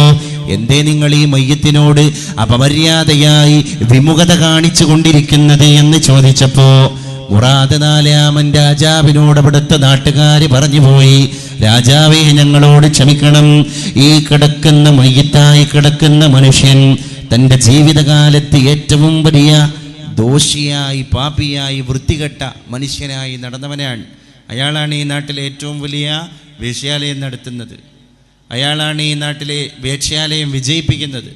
അയാളാണ് ഈ നാട്ടിലെ കള്ളുകുടി വിജയിപ്പിക്കുന്നത്. അതുകൊണ്ട് രാത്രിയായി കഴിഞ്ഞാൽ കുറച്ച് സമയം വേശ്യാലയത്തിലും, കുറച്ച് സമയം ബാറിലും, കുറച്ച് സമയം ക്ലബിലും ചെലവഴിക്കുന്ന മനുഷ്യനാണ് ഇയാൾ. അതുകൊണ്ട് അയാളുടെ മയ്യത്തിന് ആദരിക്കാൻ, അല്ലെങ്കിൽ ഒരു മനുഷ്യൻ എന്ന പരിഗണന കൊടുക്കാൻ ഞങ്ങൾ നാട്ടുകാർ സന്നദ്ധനല്ല. മുറാദ് നാലാമൻ രാജാവ് തൻ്റെ ഭരണീയരോട്, തൻ്റെ പ്രജകളോട്, തൻ്റെ കൂടെ ഉണ്ടായിരുന്ന സൈനികരോട് പറഞ്ഞു, ഓക്കെ, നാട്ടുകാർ ഈ മയ്യത്തിനെ മൈൻഡ് ചെയ്യുന്നില്ലെങ്കിൽ നമ്മൾ ഇദ്ദേഹത്തിൻ്റെ മൃതദേഹം എടുത്തിട്ട് നമ്മുടെ ഒട്ടകക്കട്ടിലിൽ വെച്ചിട്ട് അദ്ദേഹത്തിൻ്റെ വീട് വരെ എത്തിച്ചു കൊടുക്കാം. അങ്ങനെ രാജാവും രാജാവിൻ്റെ കൂടെയുണ്ടായിരുന്ന അംഗരക്ഷകരും ഈ മയ്യത്തിനെ എടുത്തിട്ട് ഒട്ടകക്കട്ടിലിൽ വെച്ചിട്ട് ഒരുപാട് കിലോമീറ്ററുകൾ താണ്ടി അദ്ദേഹത്തിൻ്റെ വീട്ടിൽ കൊണ്ടുപോയി ഇറക്കി കൊടുക്കാൻ. ആ നേരത്തെ സഹധർമ്മിണിയുണ്ട്. ഈ മരിച്ചുപോയ മനുഷ്യൻ്റെ പ്രിയപ്പെട്ട ഭാര്യ നെഞ്ഞത്തടിച്ച് വന്നിട്ട് ഇദ്ദേഹത്തിൻ്റെ മൃതദേഹം നോക്കി വിതുമ്പുന്നുണ്ട്. ആ മഹദി പറഞ്ഞത്രേ, അള്ളാഹുവിൻ്റെ പ്രീതിയിലായി ജീവിച്ച അങ്ങ് അള്ളാഹുവിൻ്റെ പ്രീതിയിലായി മരിച്ചുപോയല്ലേ. ഇത് കേട്ട രാജാവ് സ്തബ്ധനായി. രാജാവ് ചോദിച്ചു, മഹദി, എന്നോട് ക്ഷമിക്കണം, എന്തേ നിങ്ങൾ നിങ്ങളുടെ ഭർത്താവിനെ പറ്റി അങ്ങനെ പറഞ്ഞത്? അള്ളാഹുവിൻ്റെ പ്രീതിയിലായി ജീവിച്ച നിങ്ങൾ അള്ളാഹുവിൻ്റെ പ്രീതിയിലായി മരിച്ചുപോയല്ലേ എന്ന് നിങ്ങൾ നിങ്ങളുടെ പ്രിയതമനായ ഭർത്താവിനെ പറ്റി പറയാനുണ്ടായ കാരണം എന്താണ്? ഈ ഭർത്താവിൻ്റെ മൃതദേഹത്തെ പോലും പുച്ഛിച്ച് തള്ളപ്പെട്ട ഗ്രാമത്തിൻ്റെ മൂലയിൽ നിന്ന് പുഴുവരിക്കുന്ന സ്ഥിതിയിൽ ഞാനും എൻ്റെ സൈനികരും കൊണ്ടുവന്നിട്ട് ഈ നിങ്ങളുടെ മുമ്പിൽ പ്രദർശിപ്പിച്ചപ്പോ നിങ്ങൾ നിങ്ങളുടെ ഭർത്താവിനെ പറ്റി പറഞ്ഞതെല്ലാം നല്ലതാണ്, എന്നാൽ നാട്ടുകാർ പറയുന്നതെല്ലാം തിന്മയാണ്. ഏതാണ് വിശ്വസിക്കുക? രാജാവ് ഈർത്തികർത്തവ്യനാമൂടനായി നോക്കി നിൽക്കുമ്പോ ഈ സഹധർമ്മിണി പറയുകയാണ്, എന്നോട് ക്ഷമിക്കണം, ഒരു 5 മിനിറ്റ് എൻ്റെ ഭർത്താവിനെ പറ്റി പറയാൻ പ്രിയപ്പെട്ട രാജാവെ അങ്ങ് അവസരം തരണം എന്ന് ഈ മഹതി രാജാവിനോട് പറയുകയാണ്. രാജാവ് അവസരം കൊടുത്തപ്പോ ആ പെണ്ണ് പറയാൻ തുടങ്ങി, എൻ്റെ പ്രിയപ്പെട്ട ഭർത്താവിൻ്റെ ജോലി മറ്റൊന്നുമായിരുന്നില്ല, ഉള്ള കാലത്ത് സമ്പാദിച്ച മുഴുവൻ ധനവും അദ്ദേഹം കൊണ്ടുവന്നിട്ട് ഞങ്ങളുടെ വീട്ടിൽ സേവ് ചെയ്തു. അവസാനം എന്ത് ചെയ്തു?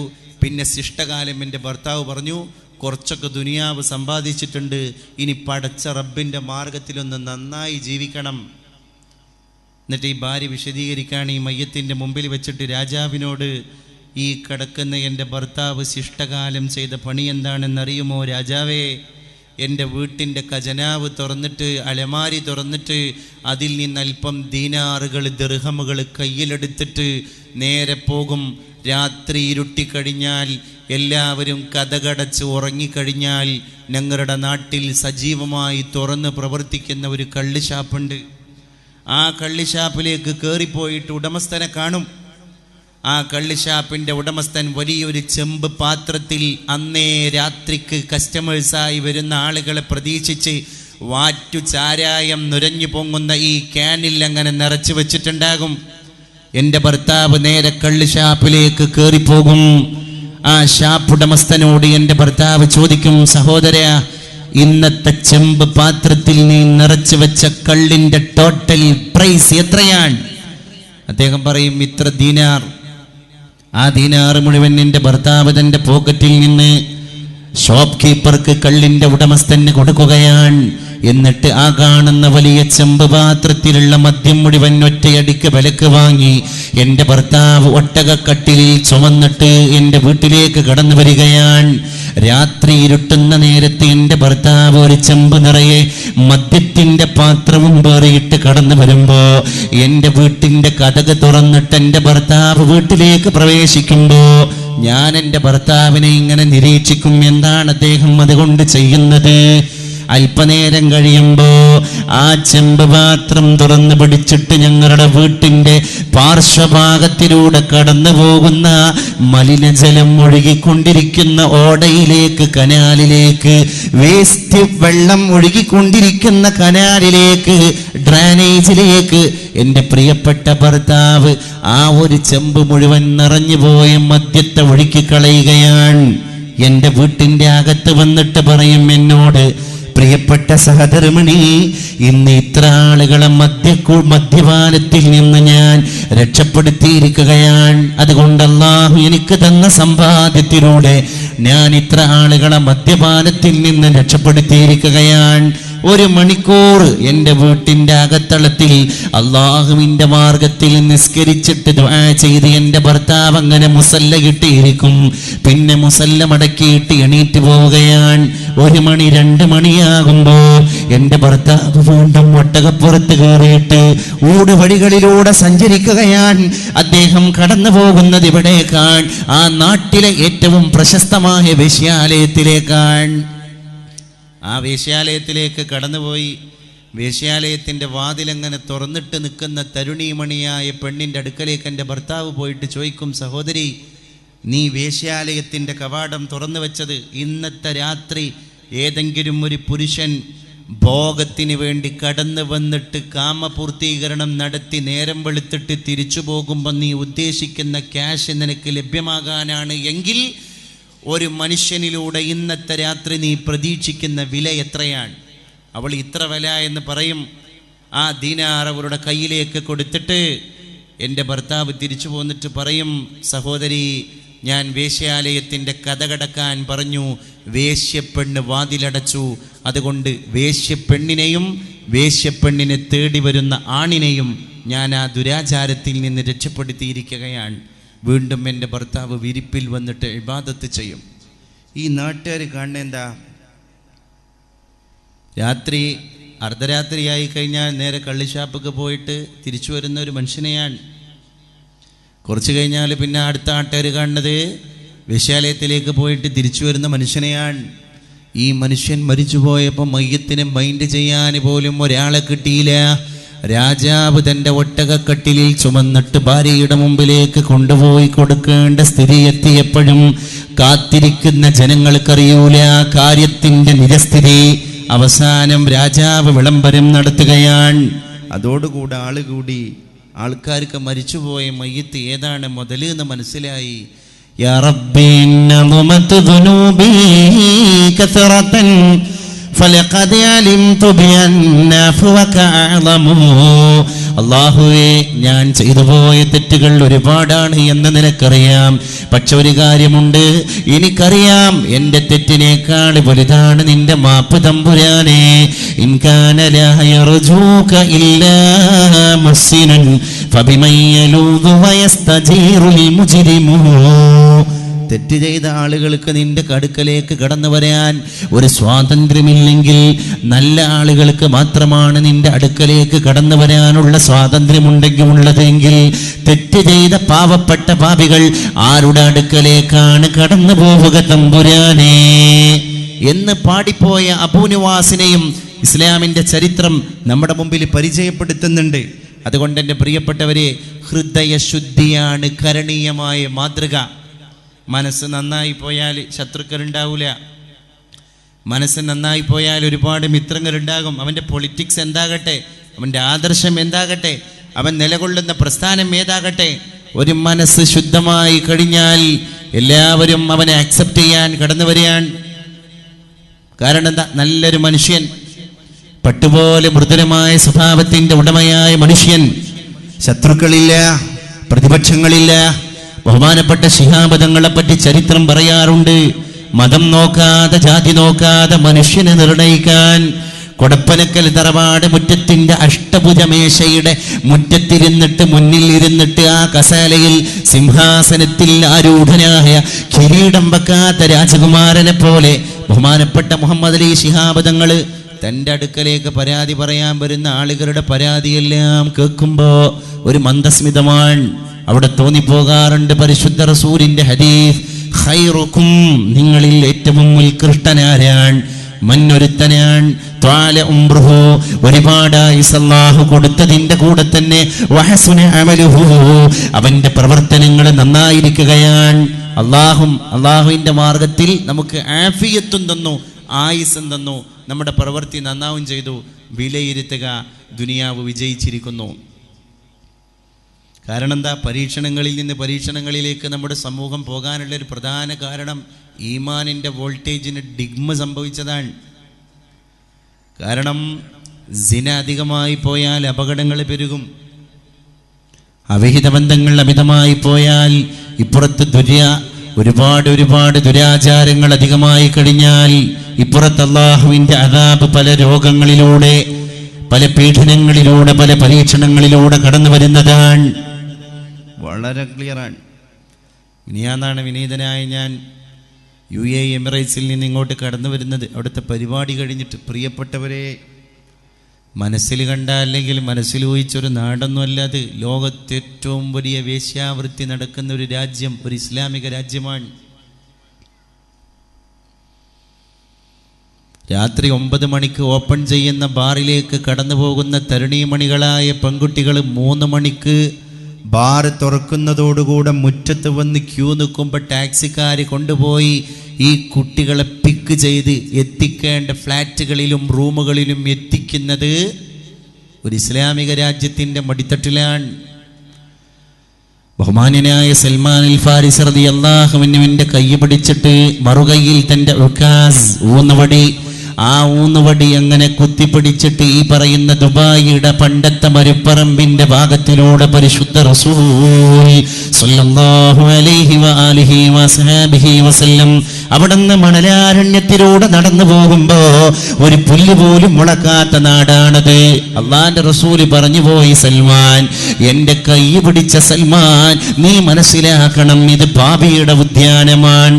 ഇവിടേക്ക് ലോകരാജ്യങ്ങൾ ഒഴുകിയെത്തുന്നതാണ് സൽമാൻ, ഇത് പാപിയുടെ ഉദ്യാനമാണ് സൽമാൻ. ഇന്ന് ബുർജ് ഖലീഫ ദുബായിലാണ്, ധേര ദുബായിലാണ്, അന്തേര ദുബായിലാണ്, ബർദുബായി ദുബായിലാണ്, ലോകത്തെ ഏറ്റവും വലിയ ടവർ നിലകൊള്ളുന്നത് ദുബായിലാണ്. ഇനി ബുർജ് ഖലീഫയെ വെല്ലാനിരിക്കുന്ന ടവർ പൊങ്ങാനിരിക്കുന്നതും ദുബായിലാണ്. സൽമാൻ, ഈ പുല്ല് പോലും മുളക്കാത്ത ഈ മുഹമ്മദ് ഊന്നുവടി കുത്തിപ്പിടിച്ച മണലാരണ്യം ഭാവിയുടെ ഉദ്യാനമാണ് സൽമാൻ. ലോകത്തെ ഏറ്റവും വലിയ ഫെസ്റ്റിവൽ നടക്കുന്നതും ദുബായിലാണ്. ഡിസംബർ മാസത്തോടുകൂടെ ലോകരാജ്യങ്ങൾ ഒഴുകിയെത്തുകയാണ്.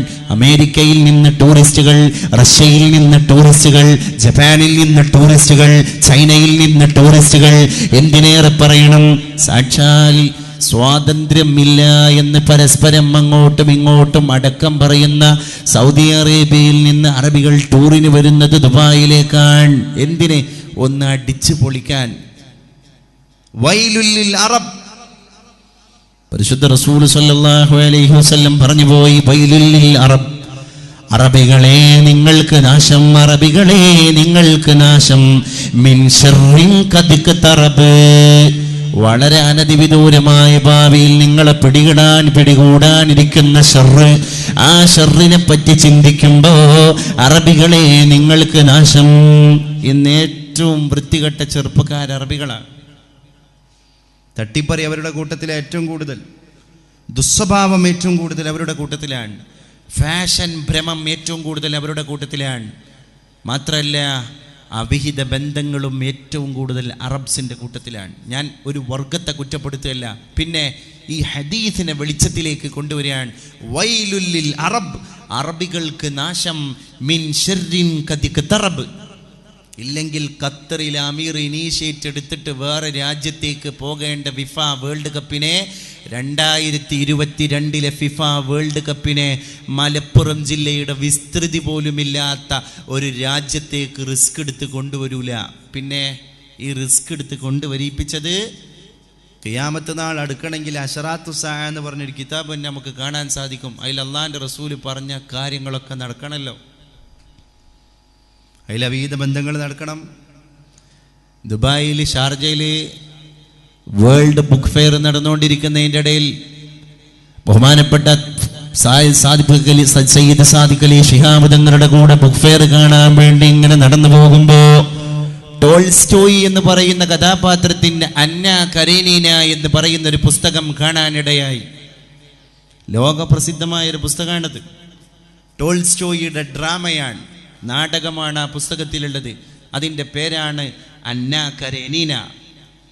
അന്ന കരേനീന ഇത്തൊരു കഥാപാത്രമാണ്. എന്തായാലും പറയണത്, ഈ അന്ന കരേനീനിൻ്റെ ഭർത്താവാണ് അലക്സി. അലക്സി എന്ന് പറയുന്ന ഭർത്താവിൻ്റെ കൂടെ ഈ ഭാര്യയായ അന്ന കരേനീന ജീവിക്കുമ്പോൾ പ്രോൺസ്കി എന്ന് പറയുന്ന മറ്റൊരു വ്യക്തിയുമായി അന്ന കരേനീനെ പരിചയപ്പെടുകയാണ്. അങ്ങനെ പ്രോൺസ്കിയുടെ ഭാര്യയായ കിറ്റി ഈ വിവരം അറിഞ്ഞപ്പോ കിറ്റി പ്രോൺസ്കിയെ ഒഴിവാക്കുകയാണ്.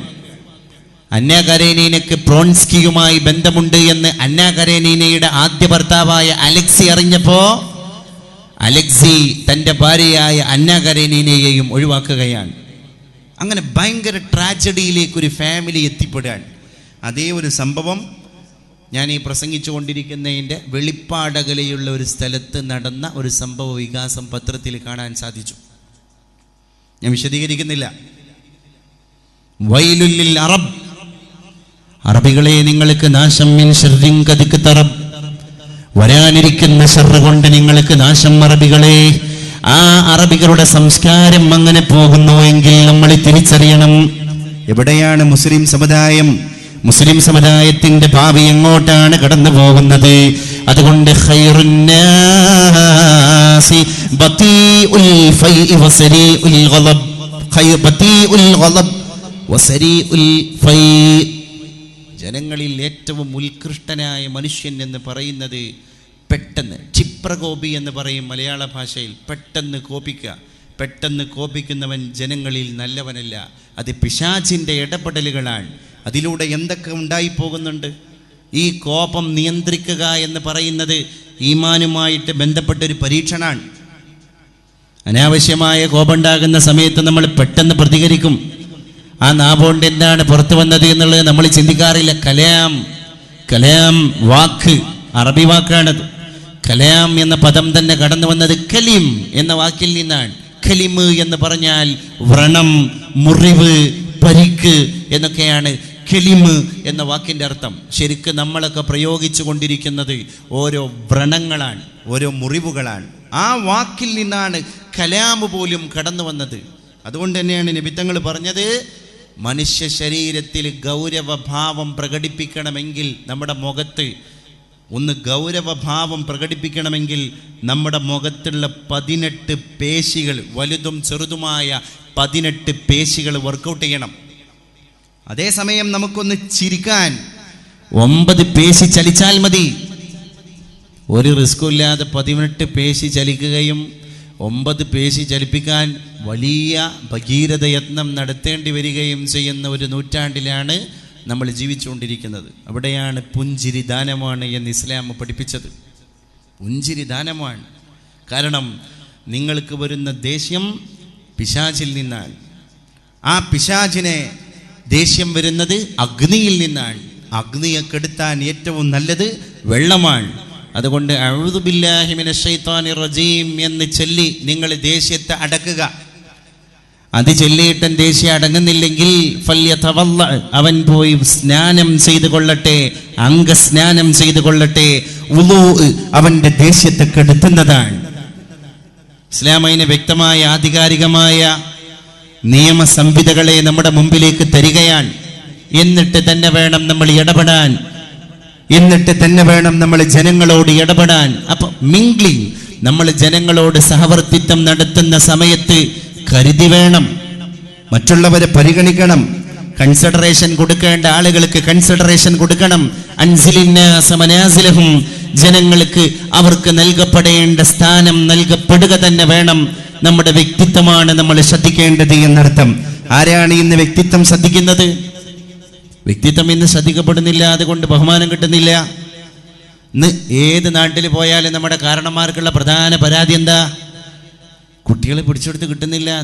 വലിയൊരു മുസീബത്ത് ഈ സമുദായം നേരിടുന്ന ഏറ്റവും വലിയൊരു പരീക്ഷണമാണത്. ദാമ്പത്യത്തിൽ വില്ലൻ, അല്ലേ? നമ്മുടെ കൺട്രോൾ പോകല്ലേ? ദാമ്പത്യത്തിൽ വില്ലനായി പ്രവർത്തിച്ചുകൊണ്ടിരിക്കുന്നതും മനുഷ്യന് പക്വത അല്ലെങ്കിൽ പക്വതയോടുകൂടെ ഇടപെടാൻ സാധിക്കുന്നില്ല എന്നുള്ള ഏറ്റവും വലിയൊരു വിഷയമാണ്. എങ്ങനെ ഇതിനെ പരിഹരിക്കും എൻ്റെ പ്രിയപ്പെട്ടവരെ? ഹുളൂറുൽ ഖൽബ്, നബി തങ്ങൾ പറഞ്ഞു, നല്ല മനസ്സാന്നിധ്യത്തിലൂടെ മാത്രമാണ് നിങ്ങൾക്കത് സാധ്യമാവുക എന്ന്. മനസ്സാന്നിധ്യത്തിലൂടെ മാത്രമാണ്. ആ ഹുളൂറുൽ ഖൽബിനെ കൊണ്ടുവരുമ്പോൾ എല്ലാ ആളുകളെയും പരിഗണിക്കാനും എല്ലാ ആളുകൾക്കും കൊടുക്കേണ്ട പ്രാധാന്യം കൊടുക്കുവാനും നമുക്ക് സാധിക്കുന്നതാണ് എന്നർത്ഥം.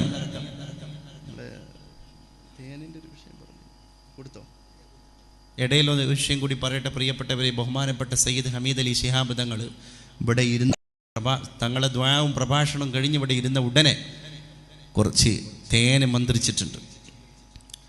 അള്ളാഹുവിൻ്റെ മാർഗത്തിൽ പ്രത്യേക അദ്കാറുകൾ, അതുപോലെ തന്നെ ദിക്റുകൾ, പരിശുദ്ധ തമ്പുരാൻ്റെ നാമങ്ങൾ അതുച്ചരിച്ചിട്ട് അഹ്ലു ബൈത്തിൽപ്പെട്ട ഒരു മെമ്പർ, അതും കേരളം ഇന്ന് ഏറ്റവും കൂടുതൽ ആദരിക്കപ്പെടുന്ന ഒരു ഉന്നത വ്യക്തിത്വമാണ് പരിശുദ്ധമായ തേനിൽ മന്ത്രോച്ചാരണം നടത്തിയത്. അതുകൊണ്ട് പ്രിയപ്പെട്ടവർ, ഇന്ന് നമുക്കൊരുപാട് പ്രശ്നങ്ങളുണ്ട്. നമ്മുടെ സമൂഹത്തിന് ഇല്ലാത്ത പ്രശ്നങ്ങളില്ല, എല്ലാം നമ്മുടെ സമൂഹം അനുഭവിച്ചുകൊണ്ടിരിക്കുകയാണ്. മാരണങ്ങൾ, ഹസദ്, ഗളബ്, ഹിഖ്ദ്, റിയാ, അംറാദുൽ ഖുലൂബ്, ഹൃദയവുമായി ബന്ധപ്പെട്ട ഒരുപാട് രോഗങ്ങൾ ഇന്ന് മുസ്ലിം സമുദായത്തെ വേട്ടയാടിക്കൊണ്ടിരിക്കുകയാണ്. ഇതിൻ്റെ പരിഹാരം എന്താണ്? ഇത്തരം കാര്യങ്ങളിലൂടെ തന്നെ നമ്മൾ ഇതിൻ്റെ ആത്മീയ വശം പരിശോധന നടത്തണം. അത്തരം ആത്മീയ കാര്യങ്ങളിലൊക്കെ ഒരു വലിയൊരു വിശ്വാസവും അതുപോലെ തന്നെ അതിൽ വലിയൊരു ശക്തി ഉണ്ട് എന്നുള്ളൊരു സമാധാനവും ഉണ്ടായിരുന്നപ്പോൾ നമ്മുടെ കുടുംബത്തിൽ നല്ല ശാന്തി ഉണ്ടായിരുന്നു, കുറേ പ്രശ്നങ്ങൾ ഒഴിവായിരുന്നു. ഇന്ന് നമ്മുടെ കുടുംബത്തിലേക്ക് പ്രശ്നങ്ങൾ ഇതാ ഒന്നിനു മേലെ ഒന്നായി ഇങ്ങനെ കടന്നു വരികയാണ്. സ്വസ്ഥത കുറവ്, മക്കൾക്ക് രോഗങ്ങൾ, ജനിക്കുന്ന കുട്ടികൾക്ക് ജന്മനാ ഉണ്ടാകുന്ന വൈകല്യങ്ങളാണെങ്കിൽ വൈകല്യങ്ങൾ, അല്ലെങ്കിൽ രോഗങ്ങളാണെങ്കിൽ രോഗങ്ങൾ. ഇതിനൊക്കെയുള്ള പരിഹാരം ദുആ ആണ്. ഇതിനൊക്കെയുള്ള പരിഹാരം അള്ളാഹുവിൻ്റെ മാർഗത്തിലുള്ള ദിക്റുകൾ ചൊല്ലിയിട്ട് ശിഫായിനെ തേടലാണ്. അള്ളാഹുവിൻ്റെ മാർഗത്തിലുള്ള ഇത്തരം ദുആകൾ, ഇത്തരം അദ്കാറുകൾ നമ്മുടെ നാവുകളിൽ തന്നെ തത്തിക്കളിക്കേണ്ട സാധനങ്ങളല്ലേ? അലി റളിയല്ലാഹു അൻഹു വന്നാണ്ട് അള്ളാഹിൻ്റെ റസൂലിനോട് പറഞ്ഞു, ഔസിനി യാ റസൂലല്ലാഹ്, പരിശുദ്ധ നബിയെ എനിക്കൊന്ന് വസിയത്ത് തരണം, എന്തെങ്കിലും കാര്യത്തിൽ എന്തെങ്കിലും ഉപദേശം തരണം. ലം യസൽ ലിസാനുക റത്ബൻ മിൻ ദിക്രില്ലാഹ്. പരിശുദ്ധ റസൂൽ മറുപടി പറഞ്ഞു, യാ അലി, നിന്റെ നാവ് ദിക്ർ ചൊല്ലി അങ്ങോട്ട് പച്ചയാകട്ടെ. റുത്തബ് എന്ന് പറഞ്ഞാൽ നല്ല പച്ച കാരക്ക പറയാ, നല്ല പഴുത്തിങ്ങനെ നിൽക്കുന്ന കാരക്കാണ് അറബികൾ റുത്തബ് എന്ന് പറയാ. ലം യസൽ ലിസാനുക, നിന്റെ നാവ് ആയിക്കൊള്ളട്ടെ അലി റത്ബൻ മിൻ ദിക്രില്ലാഹ്, അള്ളാഹുവിനെ ദിക്ർ ചൊല്ലി നിന്റെ നാവ് പച്ചയാവട്ടെ. ദിക്റിന് പ്രത്യേക മാർഗങ്ങളുണ്ട് എന്നർത്ഥം. ലാ ഇലാഹ ഇല്ലല്ലാഹ് എന്ന ദിക്റിനെ ചൊല്ലി വിലായത്തിൻ്റെ പദവിയിലേക്ക് ഉയർന്നു പോയ ഔലിയാക്കന്മാർക്ക് കേരളത്തിൽ കാണപ്പെട്ട ഒരു ഹാൽ എന്ന് പറഞ്ഞത് നല്ല ചൂടുള്ള ഹാലായിരുന്നു. അവർ ഏറ്റെടുത്ത ദിക്ർ ഏതാ? ചൂടുള്ള ദിക്റ. ദിക്റിന് വലിയ ത്വബീഅത്തുകളുണ്ട് എന്നർത്ഥം. കിതാബുകളിൽ കാണാൻ സാധിക്കും, നമ്മൾ ഏറ്റുപിടിക്കുന്ന ദിക്റുകൾക്ക് ഒരുപാട് ത്വബീഅത്തുകളുണ്ട്. അതുകൊണ്ട് നാടന്മാരായ ആൾക്കാരൊന്നും ചില ദിക്റുകൾ പെട്ടെന്ന് അയിമൽ കൂടിയിട്ട് അമിതമായി അറ്റല്ലാതെ ആ ദിക്റുമ്മൽ ഒരു മുറബിയായ ശൈഖിനെ പിടിക്കാതെ നിങ്ങൾ ഒറ്റക്ക് ദിക്റിനെ കൈകാര്യം ചെയ്യരുത്. അമിതമായി ലക്ഷക്കണക്കിന് ദിക്റുകൾ നമ്മൾ ചെല്ലും, നമ്മൾ ഒറ്റക്കത് കൈകാര്യം ചെയ്യരുത്. ദിക്റുകൾക്ക് ഡോസ് ഉണ്ട്. അങ്ങനെ മുറബിയായ ശൈഖിനെ പിടിക്കാതെ ദിക്ർ ചെല്ലുന്നത് ഇസ്ലാമിൽ കുറ്റാണ് എന്നല്ല. പിന്നെ ശരീഅത്ത് പോകും. ശരീഅത്ത് പോകുമ്പോൾ ചിലപ്പോൾ ഡ്രസ്സ് ധരിക്കാതെ തന്നെ അള്ളാഹുവിൻ്റെ വിലായത്തിലേക്ക് പോകും. നിസ്കരിക്കാൻ ആൾ വരൂല. സിയം വലിയുള്ളാഹിനെ പറ്റി നമ്മൾ പറയാറുണ്ട്, വരുന്ന ആളുകളുടെ മുഖത്തടിക്കാറുണ്ട് ബഹുമാനപ്പെട്ട സിയം വലിയുള്ളാഹി. എന്നാൽ ഒരുപാട് കറാമത്ത് കാട്ടിയ പണ്ഡിതനാണ്, അള്ളാഹു ആദരിച്ചൊരു പണ്ഡിതനാണ്. എന്തുകൊണ്ടാണ്? സിയം വലിയുള്ളാഹിനെ പറ്റി ജനങ്ങൾ വിലയിരുത്തി ശരീഅത്ത് നഷ്ടപ്പെട്ടു പോയ വലിയ. ശരീഅത്ത് നഷ്ടപ്പെട്ട വലിയ എന്ന ഇസ്ലാമിന് പുറത്തുള്ള വലിയ എന്ന് തെറ്റിദ്ധരിക്കരുത്. പിന്നെ വിലായത്തിൻ്റെ പദവിയിലെത്തിയപ്പോൾ ശരീഅത്ത് നോക്കേണ്ടി വന്നിട്ടില്ല, അല്ലാതെ തന്നെ വലിയായി പോയി. എന്നാ അതിലും വലിയ ദറജുള്ള വലിയായിരുന്നു ബഹുമാനപ്പെട്ട കുത്തുബുസ്സമാൻ. പക്ഷേ കുത്തുബുസ്സമാൻ അലവി തങ്ങൾക്ക് ശരീഅത്ത് നഷ്ടപ്പെടാത്ത വിലായത്ത് കിട്ടി. അതുകൊണ്ട് തന്നെ തങ്ങൾ പക്വതയോടുകൂടെ കാണേണ്ട ആളുകളെ ആ രീതിയിൽ തന്നെ കണ്ടിട്ട് അവരെ ഡീൽ ചെയ്തു, അവരുടെ പ്രശ്നങ്ങൾ സോൾവ് ചെയ്തു, അവർക്ക് ദിക്റുകൾ കൊടുത്തു, ദുആ ചെയ്തിട്ട് അവരുടെ പ്രശ്നങ്ങളെ പരിഹരിച്ചു. തൻ്റെ മുമ്പിലേക്ക് പ്രശ്നങ്ങൾ പറഞ്ഞു വരുന്നവർക്ക് മന്ത്രിച്ചൂതിയിട്ട് ഷിഫായിൻ്റെ കാര്യങ്ങളൊക്കെ ചെയ്തു കൊടുത്തു. കേരളം കണ്ട കാര്യങ്ങളതൊക്കെ. ബീരാനൗലിപ്പാപ്പാനെ പറ്റി പറയാറുണ്ട്. ബീരാനൗലിപ്പാപ്പാൻ്റെത് വാക്കായിരുന്നു, അസറുള്ള വാക്കായിരുന്നു. മെതിക്കളം, ഈ ഞാറ് നെല്ലെല്ലാം കതിര് കറ്റ കൊയ്തിട്ട് നെല്ലിങ്ങനെ കുന്നുകൂട്ടി വെച്ച ഒരു നായര് വന്നിട്ട് ബീരാനൗലിപ്പാപ്പാനോട് പറഞ്ഞു, എൻ്റെ മെതിക്കളത്ത് കൂടെ നടന്നിട്ട് ആ മെതിക്കളം നിങ്ങൾ അശുദ്ധമാക്കരുത്. ബീരാനൗലിപ്പാപ്പ നായരെ മുഖത്തോക്കിയാണ്ട് പറഞ്ഞു, എന്നാ അങ്ങോട്ട് പെയ്തോട്ടെ. ആ മെതിക്കളത്തിൻ്റെ മുകളിലേക്ക് മേഘം പോലും ഇല്ലാതിരുന്ന് തെളിഞ്ഞു കിടക്കുന്ന ആകാശത്ത് നിന്ന് ഘോരമായ മഴ വന്നിട്ട് മെതിക്കളത്തിൽ കൂട്ടിവെച്ച നെല്ല് മുഴുവൻ ഒലിച്ചങ്ങോട്ട് പോയി. നായർ വന്നിട്ട് കാൽക്കൽ വീണിട്ട് മാപ്പ് പറഞ്ഞു. ആ ബഹുമാനപ്പെട്ട ബീരാനൗലിപ്പാപ്പാൻ്റെ അടുക്കൽ എന്തെങ്കിലും ആളുകൾ ഉപകാരം ചെയ്യാൻ വേണ്ടി പറയും, എന്താ പറയല്? നീ മതി കൊടുത്താളാ. എന്താ ബീരാനൗലിപ്പാപ്പ ഞങ്ങൾ ചെയ്യേണ്ടത് എന്ന് ചോദിക്കുമ്പോൾ എന്താ പറയാ? മതി കൊടുത്താളാ. മതി കൊടുക്കുക എന്ന് പറഞ്ഞാൽ ഭക്ഷണം കൊടുക്കുക എന്നാ ബീരാനൗലിപ്പാപ്പാൻ്റെ ഇബാറത്ത്. എന്താ അങ്ങനെ പറയാൻ കാരണം? ബീരാനൗലിപ്പാപ്പ തന്നെ വിശദീകരിക്കും, കായ് കൊടുക്കണ്ട, പ്രതിഫലമായിട്ട് കായ് കൊടുക്കണ്ട, മതി കൊടുത്താൽ മതി. പൈസ കൊടുക്കണേന് എതിർപ്പായിരുന്നു ആ മഹാനായ മനുഷ്യന്. കാരണം മതി കൊടുക്കുക. ഭക്ഷണം കൊടുത്താൽ ഒരു വട്ടം ഇട്ടാൽ രണ്ടാമതിടും, പിന്നെ മൂന്നാമത് മതി എന്ന് പറയും അല്ലേ? മൂന്നാമത് ചോദിക്കുമ്പോൾ മതി എന്ന് പറയും. അപ്പം അന്നം കൊടുത്താൽ അതിന് അതിരുണ്ടാകും. മനുഷ്യൻ്റെ ആർത്തി വയറാണ്ടെന്ന് അറിയുമ്പോൾ നിൽക്കും. പൈസ കൊടുക്കുകയാണെങ്കിലോ മതി എന്ന് പറയോ? ഇല്ല, ആർത്തി അവസാനിക്കൂല. ബീരാനൗലിപ്പാപ്പ പ്രയോഗിച്ച വാക്ക് തന്നെ മതി കൊടുത്താളാ എന്നായിരുന്നു. ഇങ്ങനെ വലിയ വലിയ പാഠങ്ങൾ പഠിപ്പിച്ച ഒരു തലമുറ നമ്മുടെ തൊട്ട് പിമ്പിലേക്ക് നമ്മൾ തിരിഞ്ഞു നോക്കുമ്പോൾ ഇവിടെ കഴിഞ്ഞുപോയി. ഇന്ന് ഞാൻ ചോദിക്കട്ടെ, എന്തെങ്കിലും ഒരു പ്രശ്നം, ഒരു സിഹർ, ഒരു കണ്ണേറ്, എന്തെങ്കിലും ഒരു പ്രശ്നം വന്നിട്ട് ആധികാരികമായി സമീപിക്കാൻ ആളെ തിരഞ്ഞുകൊണ്ടിരിക്കുക. ഇനിയും തിരയും നമ്മൾ. ഖിയാമത്ത് നാൾ അടുക്കും തോറും അല്ലാഹുവേ തഹ്ത അദീമിസ്സമാ, ഈ ആകാശത്തിൻ്റെ ചോട്ടിൽ പ്രശ്ന പരിഹാരത്തിന് ഒരാളെ കിട്ടാതെ ഈ സമുദായം നെട്ടോട്ടമോടും, ഉറപ്പാണ്. അതുകൊണ്ടാണ് ഞാൻ പറയുന്നത്, തിരിച്ചു വരണം. വലിയ പ്രശ്നങ്ങളാണ്. ഓരോ വീടുകളിലേക്കും പോകുമ്പോൾ അവിടെ ഉമ്മമാർക്ക് പറയാനുള്ളത് പ്രശ്നങ്ങളാണ്. ഇന്ന് വിനീതനായി ഞാൻ ഇങ്ങോട്ട് കടന്നു വരുന്നത് ഒരു മാതാവിൻ്റെയും പിതാവിൻ്റെയും ദുഃഖം കേട്ടിട്ടാണ്. എല്ലാം നഷ്ടപ്പെട്ടു പോയി. ആ മാതാവും പിതാവും പറയാൻ എല്ലാം നഷ്ടപ്പെട്ടു പോയി. ഒരുപാട് സ്ഥലത്ത് ഏക്കറക്കണക്കിന് സ്വത്തും പറമ്പുണ്ടായിരുന്ന ആളുകളാണ്. പെറുക്കി വിറ്റുപോയി. എൻ്റെ ഗൃഹനാഥൻ അങ്ങോട്ട് കിടന്നു. എന്താ കിടക്കാൻ കാരണം?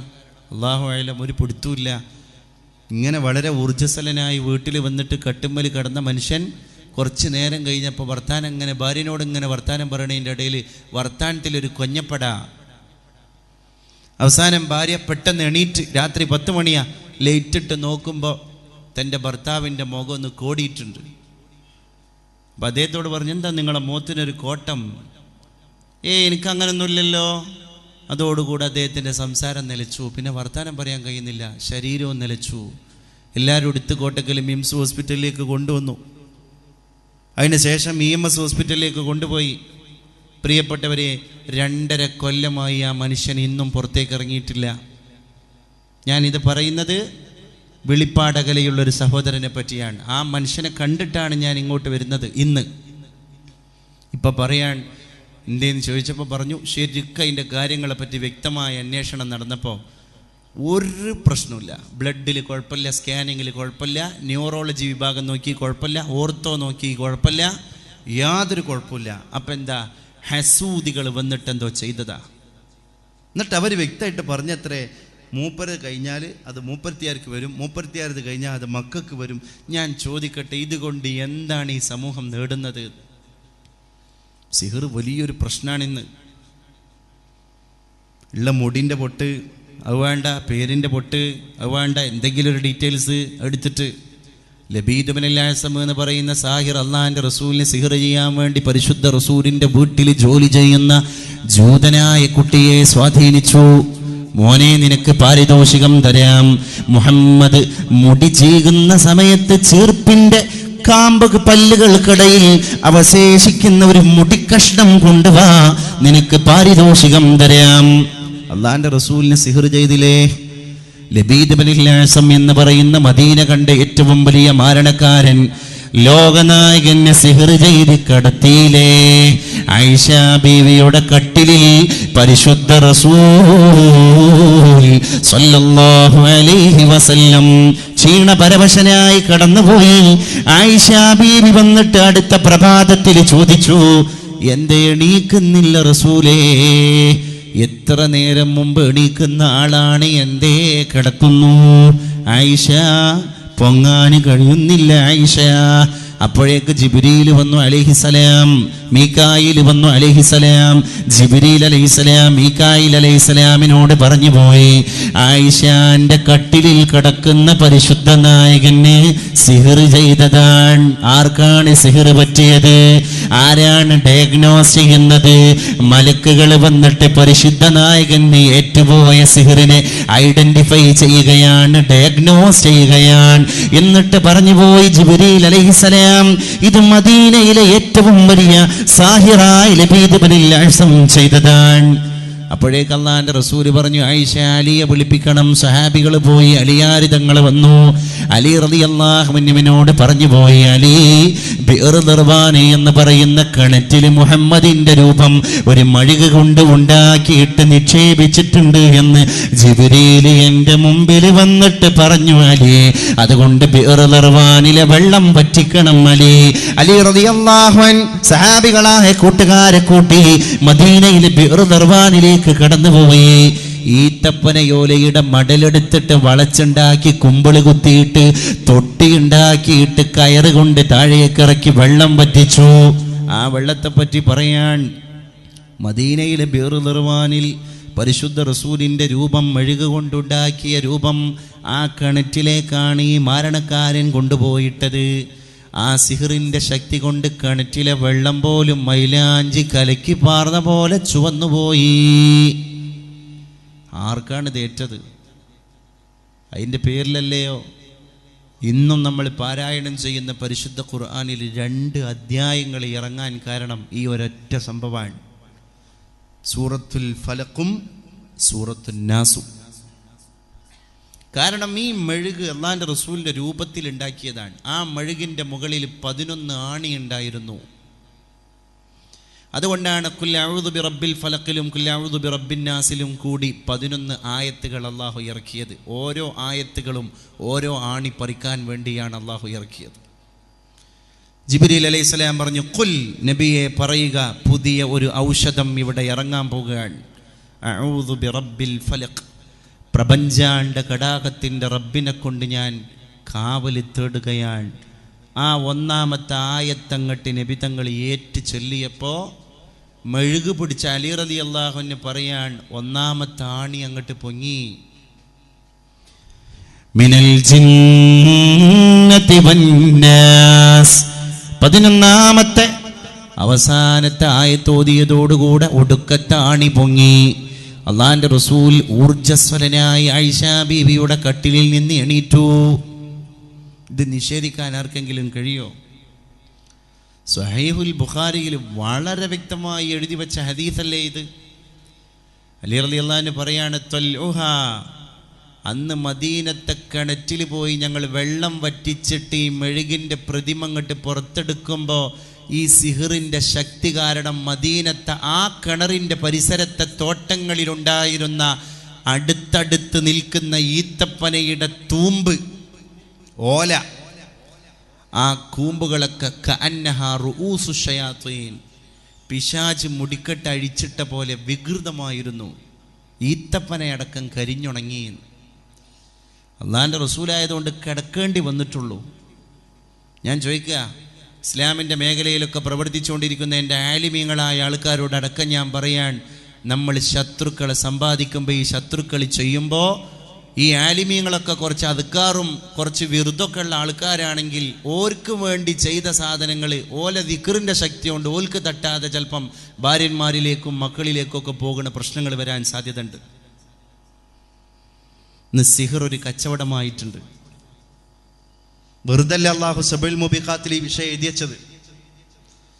സാഹിറിന് സ്വർഗല്ല. ആത്മഹത്യ ചെയ്ത മനുഷ്യനടക്കം മുഅ്മിനാൻ, പക്ഷെ എന്തോ ഒരു പ്രശ്നത്തിൻ്റെ പേരിലാണ് ആത്മഹത്യ ചെയ്തത്. എന്നാലും അവൻ ഈമാനോടുകൂടെ ആത്മഹത്യയിലേക്ക് പോയി. പക്ഷേ ആത്മഹത്യയോടുകൂടെ അവൻ്റെ ഈമാന് പോയിട്ടുണ്ടെങ്കിലും ഒരു പറ്റം പണ്ഡിതന്മാരുടെ അഭിപ്രായ പ്രകാരം അവൻ്റെ ഹിസാബെല്ലാം കഴിഞ്ഞ് അവന് കൊടുക്കേണ്ട പണിഷ്മെൻ്റ് എല്ലാം കൊടുത്തു കഴിഞ്ഞിട്ടും അള്ളാഹു ചിലപ്പോൾ അവനെ സ്വർഗത്തിലേക്ക് പോക്കിയേക്കാം. സാഹിറിന് അങ്ങനെയും ഓപ്ഷനില്ല. അതാണ് ഇന്ന് നമ്മുടെ നാട്ടിൽ ഈ ഭസ്മവും തകിടവും പ്രതിമയും രൂപമൊക്കെ ആയിട്ട് വളരെ വലിയൊരു വാണിജ്യമായി മാറിക്കൊണ്ടിരിക്കുന്നത്. ആരോടെങ്കിലും എന്തെങ്കിലും റിവെഞ്ച് എടുക്കണമെങ്കിൽ വേഗം ഈ പരിപാടിക്ക് ആളും തിരഞ്ഞു പോകാൻ. എന്താ അവസ്ഥ എൻ്റെ പ്രിയപ്പെട്ടവരെ? മനുഷ്യന് യാതൊരു നാണവും മാനവുമില്ല, മനുഷ്യന് യാതൊരു മർത്തബയുമില്ല, കൂളായി കാര്യങ്ങൾ ചെയ്യാം. അപ്പം ഏകദേശം ലോകം അതിൻ്റെ എത്തേണ്ട സ്ഥലത്തേക്കൊക്കെ എത്തിയിട്ടുണ്ട്.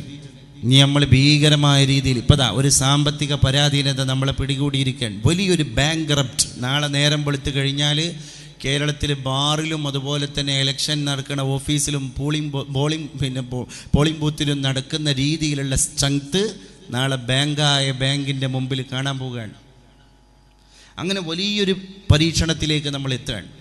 ഇനി നിങ്ങൾ നോക്കി, ഈ വൈറ്റ് മണിയൊക്കെ ഉപയോഗിച്ചിട്ട് ഇനിയിപ്പം കെട്ടിക്കിടക്കുന്ന ക്യാഷ് മുഴുവൻ ബ്ലാക്ക് മണിയാണ്. ഇനി ബാങ്കിൽ കൊണ്ടുപോയി കൊടുത്തത് മാത്രം വൈറ്റ് മണി, അവിടുന്ന് വാങ്ങുന്നത് മാത്രം വൈറ്റ് മണി. ഈ വൈറ്റ് മണി ഉപയോഗിച്ചിട്ട് മനുഷ്യൻ വലിയ കച്ചവടമൊന്നും നടത്താൻ പോകുന്നില്ല. അപ്പോൾ ഇപ്പം നടന്നുപോയ കച്ചവടങ്ങളൊക്കെ സ്തംഭിച്ച്, അപ്പുറത്ത് ഗൾഫിലൊന്ന് ചിന്തിച്ച് നോക്കുങ്ങൾ, ഒരൊറ്റ ഷോപ്പുകൾ മാന്യമര്യാദയ്ക്ക് നടക്കണില്ല.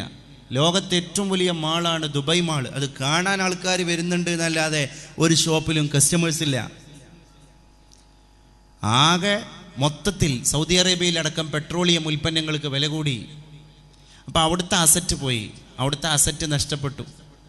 മലയാളികളൊക്കെ നെല്ലിങ്ങനെ തിരിച്ചു കയറുക. ഇവിടെയാണെങ്കിലോ ഇവിടുന്ന് നമ്മളെ അസറ്റ്, നമ്മുടെ മൂലധനം ബംഗാളിലേക്കും ആസാമിലേക്കും പോകുകയാണ്. ഇപ്പോൾ ബാങ്കിലൊക്കെ പോയി കഴിഞ്ഞാൽ ഏറ്റവും കൂടുതൽ SBTൻ്റെ മുമ്പിലൊക്കെ ക്യൂ നിൽക്കുന്നത് ആസാമിയും ബംഗാളിയാണ്.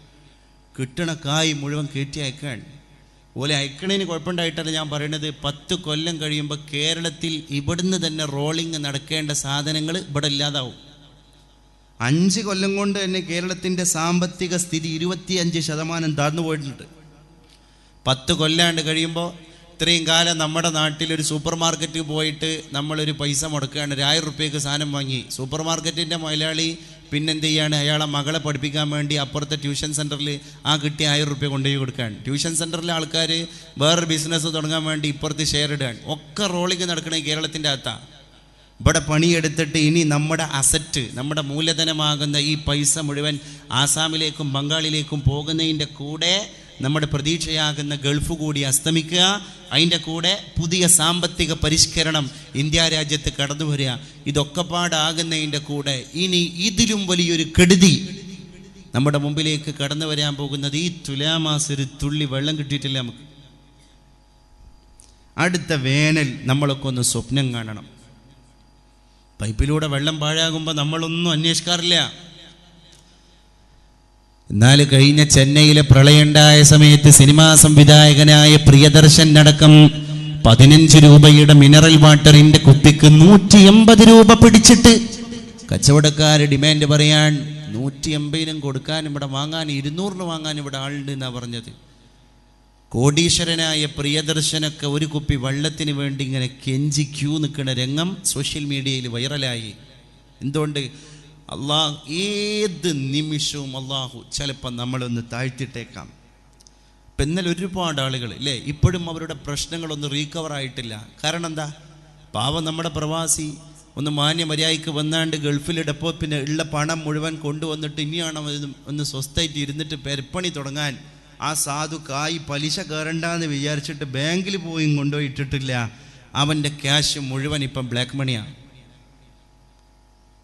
അവൻ എന്ത് ചെയ്യും? 1 ലക്ഷം 2 ലക്ഷം ഒന്നുമല്ല, 10-20 ലക്ഷമുള്ള ആൾക്കാർക്ക് ഇനി ടാക്സ് അടച്ചിട്ട് വേണം ക്യാഷ് ഡെപ്പോസിറ്റ് ചെയ്യാൻ. വലിയൊരു ക്രൈസിസ്. മാത്രമല്ല, ഇത് ഏത് സമൂഹത്തെയാണ് കൂടുതൽ ബാധിക്കുക എന്നുള്ളതും കൂടി നമ്മൾ ചിന്തിക്കണം. വേറെ ഏത് സമൂഹമാണെങ്കിലും ശരി, നമ്മുടെ ഹൈന്ദവ സുഹൃത്തുക്കളാണെങ്കിലും ക്രൈസ്തവ സുഹൃത്തുക്കളാണെങ്കിലും അവരൊക്കെ ഡെയിലി ബാങ്ക് ഇട്ട് ഡിപ്പെൻഡ് ചെയ്യുന്ന ആളുകളാണ്. എസ്പെഷ്യലി മുസ്ലിം സമുദായത്തിലെ നല്ലൊരു ശതമാനം മുതലാളിമാർ എന്ന് പറഞ്ഞാൽ ബാങ്ക് ആയിട്ടുള്ള ഇടപാട് വേണ്ട. സംഭാവനയ്ക്ക് തന്നെ വല്ല കോളേജിൻ്റെ എത്തിങ്ങാനിൻ്റെ ആൾക്കാർ വരുമ്പോൾ പെട്ടിയാണ്ട് തുറന്നിട്ട് 1 ലക്ഷം കണ്ട് എടുത്ത് കൊടുക്കുന്ന ആൾക്കാർ ഏറ്റവും കൂടുതലുള്ള മുസ്ലിം സമുദായത്തിലാണ്. അവരുടെ മണി, അവരുടെ ക്യാഷ് അങ്ങനെ കിടക്കുകയാണ്. ശരിക്ക് നമ്മൾ കാവലിനെ തേടേണ്ട സമയമാണ്. ഞാൻ പറയാം, നാസിലത്തിൻ്റെ കുനൂത്ത് തന്നെ ഓതേണ്ട സമയമാണോ എന്ന് തോന്നിപ്പോകാൻ. കാരണം ഈ മോദി എന്ന് പറഞ്ഞ സാധനത്തിലും വലിയൊരു ബലാ ഇനി എന്താ ഇറങ്ങാനുള്ളത്? നിങ്ങളൊന്ന് ചിന്തിച്ചു നോക്ക്. നാസിലത്തിൻ്റെ കുനൂത്ത് ഓതുമ്പോൾ സഹാബത്തിനോട് നബി തങ്ങൾ പറഞ്ഞു, നിങ്ങൾ കൈ ഇങ്ങനെ പിടിക്കണം. സാധാരണ കുനൂത്തിൽ നമ്മൾ ഇങ്ങനെ പിടിക്കാൻ കാരണം ഇങ്ങോട്ട് വാങ്ങാൻ, അല്ലാഹുമ്മ ഹ്ദിനി ഫീമൻ ഹദൈത് വഅഫിനി ഫീമാ അഫീമൻ നാഫൈത്, ഇങ്ങോട്ട് വാങ്ങാൻ. നാസിലത്തിൻ്റെ കുനൂത്ത് കൈ ഇങ്ങനെ പിടിക്കുമ്പോൾ തന്നെ ദുആ ചെയ്യാതെ തന്നെ അള്ളാഹു മനസ്സിലാക്കുകയാണ്. പൗതി ആ പിടുത്തത്തിൽ തന്നെ അള്ളാഹ്ക്ക് ബോധ്യപ്പെട്ടു, പടച്ചോനെ ഇത് റദ്ദുൽ ബലാഇന് വേണ്ടിയിട്ടുള്ള ആക്ഷനാണ്. തട്ടിക്കളയി റബ്ബേ, തട്ടിക്കളയി. ഇറാഖ് യുദ്ധം ഉണ്ടായപ്പോൾ നമ്മുടെ പണ്ഡിതന്മാർ ആഹ്വാനം ചെയ്തു. അഫ്ഗാൻ യുദ്ധം ഉണ്ടായപ്പോൾ നമ്മുടെ പല പള്ളികളിലും സമസ്തൻ്റെ നായകന്മാർ ഡിക്ലെയർ നടത്തിയതിൻ്റെ അടിസ്ഥാനത്തിൽ നാസിലത്തിൻ്റെ കുനൂത്തോതി വലിയൊരു ബലാഇലേക്ക്. ഇങ്ങനെ ഒരു സുപ്രഭാതത്തിൽ, ഇത് അർദ്ധരാത്രിയാണല്ലോ ഇപ്പോൾ, ഇങ്ങനെ ഒരു അർദ്ധരാത്രി നാളെ നേരം വെളുത്ത് മുതൽ യൂണിയൻ സിവിൽ കോഡ് ഇന്ത്യയിൽ എസ്റ്റാബ്ലിഷ് ചെയ്യപ്പെട്ടിരിക്കുന്നു എന്നൊരു ഡിക്ലറേഷൻ വന്നാൽ ഈ മുസ്ലിങ്ങൾ എന്ത് ചെയ്യും?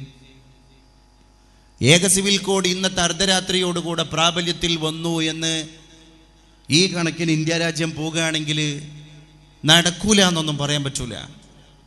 കാരണം 500 1000 കേസൊന്നും സ്വപ്നത്തിൽ പോലും നടക്കും നമ്മൾ വിചാരിച്ചിട്ടില്ലല്ലോ. അതന്നെ. ഏതായാലും അല്ലാഹു സുബ്ഹാനഹു വ തആല നമ്മുടെ സമുദായത്തിന് ഇസ്സത്തും സലാമത്തും നൽകി അനുഗ്രഹിക്കുമാറാകട്ടെ. വലിയ ഹിഡൻ അജണ്ടയിലേക്ക് രാജ്യം പോകുകയാണ്. ചിപ്പ് ലെവലിൽ പ്രവർത്തിച്ചു കൊണ്ടിരിക്കുന്ന 2000 രൂപയുടെ നോട്ട് വിപണിയിൽ ഇറങ്ങുന്നു. ഓക്കെ. കള്ളപ്പണക്കാരെ തടയാൻ സാധിക്കുന്നു. ഓക്കെ. അഴിമതിക്കാരെ തടയാൻ സാധിക്കുന്നു. ഓക്കെ. കൊട്ടേഷൻ സംഘങ്ങൾ ഇത്ര രൂപക്ക് വില പറഞ്ഞിട്ട് വഴി നടുറോട്ടിൽ വെച്ച് പാവം ആളുകളെ വെട്ടിപ്പരിക്കേൽപ്പിച്ചിട്ട് ബ്ലാക്ക് മണി ഈടാക്കുന്നു. അത് ഇല്ലാതാക്കാൻ സാധിക്കുന്നു. ഓക്കെ. പക്ഷേ ഇതൊക്കെ ഇപ്പതാ ഇനി വേറൊരു ഏറ്റവും വലിയൊരു മുസീബത്ത്. ഡൊണാൾഡ് ട്രംപ് ഹിലരി ക്ലിൻ്റനെ അട്ടിമറിച്ചിട്ട് അമേരിക്കയുടെ സിംഹാസനത്തിൽ ആരൂഢനായിരിക്കുകയാണ്.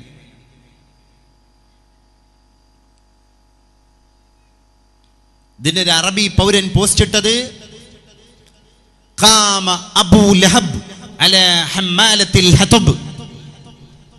ഹമ്മാലത്തുൽ ഹതബായ ഹിലരി ക്ലിൻ്റനേക്കാൾ അബൂ ലഹബ് ആയ ഡൊണാൾഡ് ട്രംപ് അതിജയിച്ചിരിക്കുകയാണ്. രണ്ടും ഫസാദാണ്. പക്ഷേ ഡൊണാൾഡ് ട്രംപ് വരുന്നത് ഭീകരമായൊരു സ്ഥിതിയിലേക്കാണ് ഇന്ത്യയെ പോലും കൊണ്ടുപോകുന്നത്. കാരണം ഒരൊറ്റ മുസ്ലിമിന് അമേരിക്കയിൽ വിസ കൊടുക്കൂല എന്നുള്ളതാണ് ഡൊണാൾഡ് ട്രംപിൻ്റെ പ്രചരണത്തിലെ പ്രധാനപ്പെട്ട ആയുധം. അദ്ദേഹത്തിൻ്റെ പ്രധാന പ്രമേയം തന്നെ എന്താണ്? മുസ്ലിം എന്ന പേരുള്ള ഒരാൾക്ക് പോലും അമേരിക്കയിലേക്ക് വിസ ഇല്ല, അദ്ദേഹത്തെ ബാൻ ചെയ്യാൻ. അങ്ങനെ പറഞ്ഞു വന്ന ഡൊണാൾഡ് ട്രംപുമായിട്ട് ഇന്ത്യയുടെ ന്യൂനപക്ഷ വിരോധിയായ ഇന്ത്യ രാജ്യത്തിൻ്റെ പ്രധാനമന്ത്രി ടൈപ്പായി കഴിഞ്ഞാൽ അവർക്ക് ചെയ്യാനുള്ളത് ആഗോളീകരണത്തിൻ്റെ പശ്ചാത്തലത്തിലൂടെ പുതിയ ലോക സംവിധാനത്തെ മേക്കപ്പ് ചെയ്യലാണ്. എവിടേക്കാണിത് പോകുന്നതെന്ന് അറിയില്ല. ഇപ്പം തന്നെ ഈ പുതിയ നോട്ടിൻ്റെയൊക്കെ സംവിധാനങ്ങൾക്കുള്ള സോഫ്റ്റ്വെയറിനെ മുഴുവൻ അപ്ഡേറ്റ് ചെയ്ത് കൊടുത്തത് ബിൽഗേറ്റ്സ് ആണ്, ഇന്ത്യ രാജ്യക്കാരൻ പോലുമല്ല. ആഗോള വിപണിയാണ് ഇനി ഭാവിയിൽ ഇന്ത്യ രാജ്യത്തിൻ്റെ വിപണിയെ നിയന്ത്രിക്കാൻ പോകുന്നത്. അതുകൊണ്ട് തന്നെ അവിടെ ഏറ്റവും വലിയൊരു അസറ്റ് എന്ന രീതിയിൽ ഇനി ഇറങ്ങാൻ പോകുന്ന 2000 നോട്ടിനൊക്കെ ഉപയോഗിച്ചിട്ടുള്ള വലിയ സംഖ്യകളെ നമ്മൾ ആഗോള ബാങ്കിലേക്ക് ഇന്ത്യ രാജ്യത്തെയും മലപ്പുറത്തെയും മുതലാളിമാർ നിക്ഷേപിക്കാൻ പോകുകയാണ്. അങ്ങോട്ട് നിക്ഷേപിക്കപ്പെട്ട് കഴിഞ്ഞാൽ ഇവിടെ സാധാരണക്കാരനായ കൂലിപ്പണിക്ക് പോകുന്ന ആൾക്ക് ദിവസക്കൂലി കൊടുക്കാൻ ആളുണ്ടാവില്ല. ദിവസക്കൂലി കൊടുക്കാൻ ആളുടെ കയ്യിൽ റെഡി ക്യാഷ് ഉണ്ടാകൂല. നമ്മുടെ ഫ്യൂച്ചർ എവിടേക്കാണ് പോകുന്നത്, നമ്മുടെ സാമ്പത്തിക പരാധീനത എവിടേക്കാണ് പോകുന്നത് ചിന്തിക്കണം. നിഅമതാനി മഗ്ബൂനും ഫീഹിമാ കസീറും മിനന്നാസ്. ആരോഗ്യം ഉണ്ടായിരുന്നു, ഒരുപാട് ഒഴിവ് സമയം ഉണ്ടായിരുന്നു. ദുനിയാവിൻ്റെ കഥക്ക് എങ്ങനെയാണ്? ആഖിറം പിടിച്ചോളി എന്ന് പഴമക്കാർ പറഞ്ഞതിന് ഇന്നൊരു പ്രാധാന്യമുണ്ട് എന്ന് ബോധ്യപ്പെടുകയാണ്. ദുനിയാവിൻ്റെ കഥ ഇങ്ങനെയൊക്കെ തന്നെയാണ്. പരലോകത്തിന് വേണ്ടി ഒരുങ്ങാൻ നമ്മുടെയൊക്കെ മുമ്പിലുള്ള ഇനി ഒരു പോംവഴി എന്ന് പറയുന്നത് ഇത് മാത്രമാണ്. പരലോകത്തിന് വേണ്ടി ഒരുങ്ങാൻ.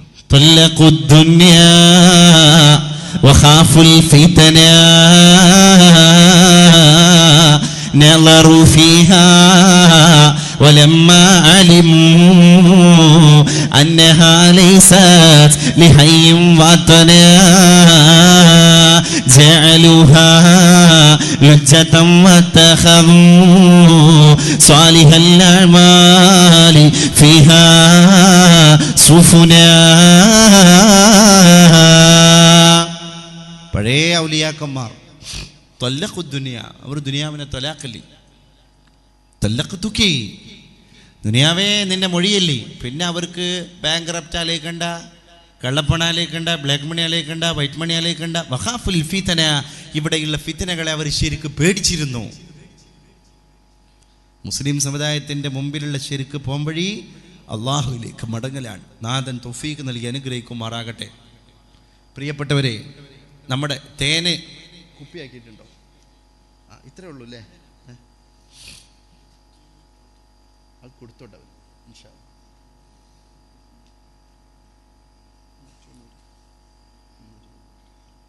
ഇൻഷാ അല്ലാഹ്. അള്ളാഹുവിൻ്റെ മാർഗത്തിൽ പ്രിയപ്പെട്ടവരെ, ഒരു 313 രൂപക്ക് നിങ്ങളിൽ കഴിയുന്ന ആളുകൾ മുഴുവൻ അത് സ്വന്തമാക്കണമെന്ന് അറിയിക്കുന്നു ഇൻഷാ അല്ലാഹ്. ഇനി 313 പകരം 500 കൊടുത്താലും കുഴപ്പമില്ല കേട്ടോ. 2 ഉപകാരം കിട്ടും. ഒന്ന് ദുനിയവിയായ ഉപകാരം കിട്ടും, ഒന്ന് ഉഖ്റവിയായ ഉപകാരം കിട്ടും. 500 നമ്മളെ സംഘാടകർക്ക് കൊടുത്താലും അവർക്ക് എന്തെങ്കിലും മാറ്റാനുള്ള ഓപ്ഷൻസ് ഉണ്ടാവും. മനസ്സിലായില്ലേ? 500 വാല്യൂ ഇല്ല എന്നല്ല ഞാൻ പറയുന്നത്. അതുകൊണ്ട് ഇൻഷാ അല്ലാഹ് 313 ഉള്ളത് ഞാൻ ചെറിയൊരു ടാർഗറ്റ് വെക്കുകയാണെന്ന് പറഞ്ഞാൽ ഒരു കട്ട് ഓഫ് മിനിമം നിങ്ങളൊരു 313 കൊടുത്തിട്ട് ഒരു കുപ്പി തേനെ നിങ്ങൾ സ്വന്തമാക്കി വീട്ടിൽ കൊടുക്കി. പഠിക്കുന്ന മക്കളുണ്ടെങ്കിൽ അവർക്ക് കൊടുക്കി. ബുദ്ധിസ്ഥിരതക്ക് പഠിച്ചത് മറക്കാതിരിക്കാൻ, വിഷമങ്ങൾ, മാരകമായ രോഗങ്ങൾ ഏതെങ്കിലും ആളുകൾക്ക് ഐഡൻറ്റിഫൈ ചെയ്തിട്ടുണ്ടെങ്കിൽ ദയവേത് അവർക്കിത് കൊടുക്കണം. കാരണം നമ്മളാരും പോരിശ പറഞ്ഞിട്ടുണ്ടായ പോരിശ അല്ലത്. അല്ലാഹുവിൻ്റെ മാർഗത്തിൽ മന്ത്രിക്കപ്പെട്ട ഒരു തേനാണ്. അതൊരു ഔഷധമാണ്. യാതൊരു സംശയം ആ വിഷയത്തിലില്ല. അത്തരക്കാർക്ക് കൊടുക്കണം. ഇവിടെ വന്നതിന് ശേഷം തന്നെ 1-2 ആളുകൾ രോഗത്തിൻ്റെ കാര്യങ്ങളൊക്കെ പറയുകയുണ്ടായി. വാങ്ങണം, ഈ തേന് നിങ്ങൾ കഴിക്കണം. അല്ലെങ്കിൽ തന്നെ അള്ളാഹു തേനിനെ പറ്റി പറഞ്ഞത് ഫിഹി ഷിഫാഉൽ ലിന്നാസ്. ആ ഷിഫയാകുന്ന തേനിലേക്ക് ഷിഫാഉൽ അംറാദിൻ്റെ ദിക്റുകൾ കൂടി ചേർക്കപ്പെടുമ്പോൾ അത് തീർത്തും വലിയൊരു ഔഷധമാണ് എന്നതിൽ സന്ദേഹമില്ല. അതുകൊണ്ട് ആ കാര്യം നിങ്ങൾ മറക്കരുത്. സംഘാടകർ അങ്ങോട്ട് എത്തിച്ചോട്ടെ, ഓരോ ആളുകളിലേക്ക് വിതരണം ചെയ്യട്ടെ ഇൻഷാ അല്ലാഹ്. ആളുകളും ഇൻഷാ അല്ലാഹ് ആരെങ്കിലും ഒരാൾ ഇവിടെ വന്ന് വാങ്ങുകയാണെങ്കിൽ അൽഹംദുലില്ലാ. നമ്മുടെ ആചാര്യ വന്ന് ഒരുപാട് കാലം ഇന്ത്യന് ഒരു ക്ലാസ് എടുക്കുന്ന സമയത്ത് അവിടെ പോയിട്ടാണ് ഭക്ഷണം കഴിക്കാറുള്ളത്. ബിസ്മില്ലാഹിർ റഹ്മാനിർ റഹീം. അല്ലാഹു സ്വീകരിക്കുമാറാകട്ടെ. ആമീൻ.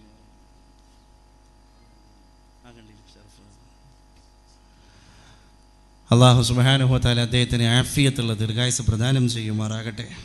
അരവിക്കുട്ടി ഉദവി ഞാനൊക്കെ ഇന്ത്യനൂര് പണ്ട് ഞങ്ങൾ ദാറുദയിൽ പഠിക്കുന്ന അന്ന് ക്ലാസ്സിന് പോകുന്ന സ്ഥലമാണ്. കണ്ണിൻ്റെ കാഴ്ച കുറഞ്ഞിരിക്കുന്നു. കാഴ്ച ശരിയാവാനും കാലിൻ്റെ വേദന മാറാനും പ്രത്യേകം ദുആ ചെയ്യണം. 313 രൂപ സംഭാവന ഒരു അനുഭാവി ലിസ്റ്റ് കൊടുത്തയച്ചിരിക്കുകയാണ്. അള്ളാഹുവെ നീ ഷിഫയാക്കണേ റബ്ബേ. അല്ലാഹുമ്മ صلي على سيدنا محمد طب القلوب ودوائها وعافية الأبدان وشفائها ونور الأبصار وضيائها وعلى آله وصحبه وسلم. സ്വലാത്തു തിബിൻ്റെ ബർക്കത്ത് കൊണ്ട് അള്ളാഹുവെ ആ സഹോദരൻ്റെ എല്ലാ മുറാദുകളും ഹാസിലാക്കി രോഗത്തെ ഷിഫയാക്കണേ തമ്പുരാനെ. ഇനി ഇൻഷാ അല്ലാഹ് പ്രിയപ്പെട്ടവർ, നിങ്ങൾക്ക് എല്ലാവർക്കും വേണ്ടിയിട്ട് സ്വലാത്തു തിബിനെ 3 വട്ടം സ്വലാത്തു തിബ്, ആ സ്വലാത്തിൻ്റെ പേര് തന്നെ ഔഷധം എന്നാണ്. ഇൻഷാ അല്ലാഹ് തേന് വിളിച്ച ആളുകൾക്ക്, തേന് കൊണ്ടുപോയ ആളുകൾക്ക്, തേൻ ഏറ്റെടുത്ത ആളുകൾക്ക് വേണ്ടി പ്രത്യേകമായി ഈ സദസ്സ് മുഴുവൻ സ്വലാത്തു തിബിനെ 3 വട്ടം ചൊല്ലിയിട്ട് വേണം നമുക്ക് ദുആയിലേക്ക് കടക്കാൻ. കാരണം അള്ളാൻ്റെ റസൂലാണ് രോഗത്തിൻ്റെ ഷിഫ എന്നാണ് ആ സ്വലാത്ത് പറയുന്നത്.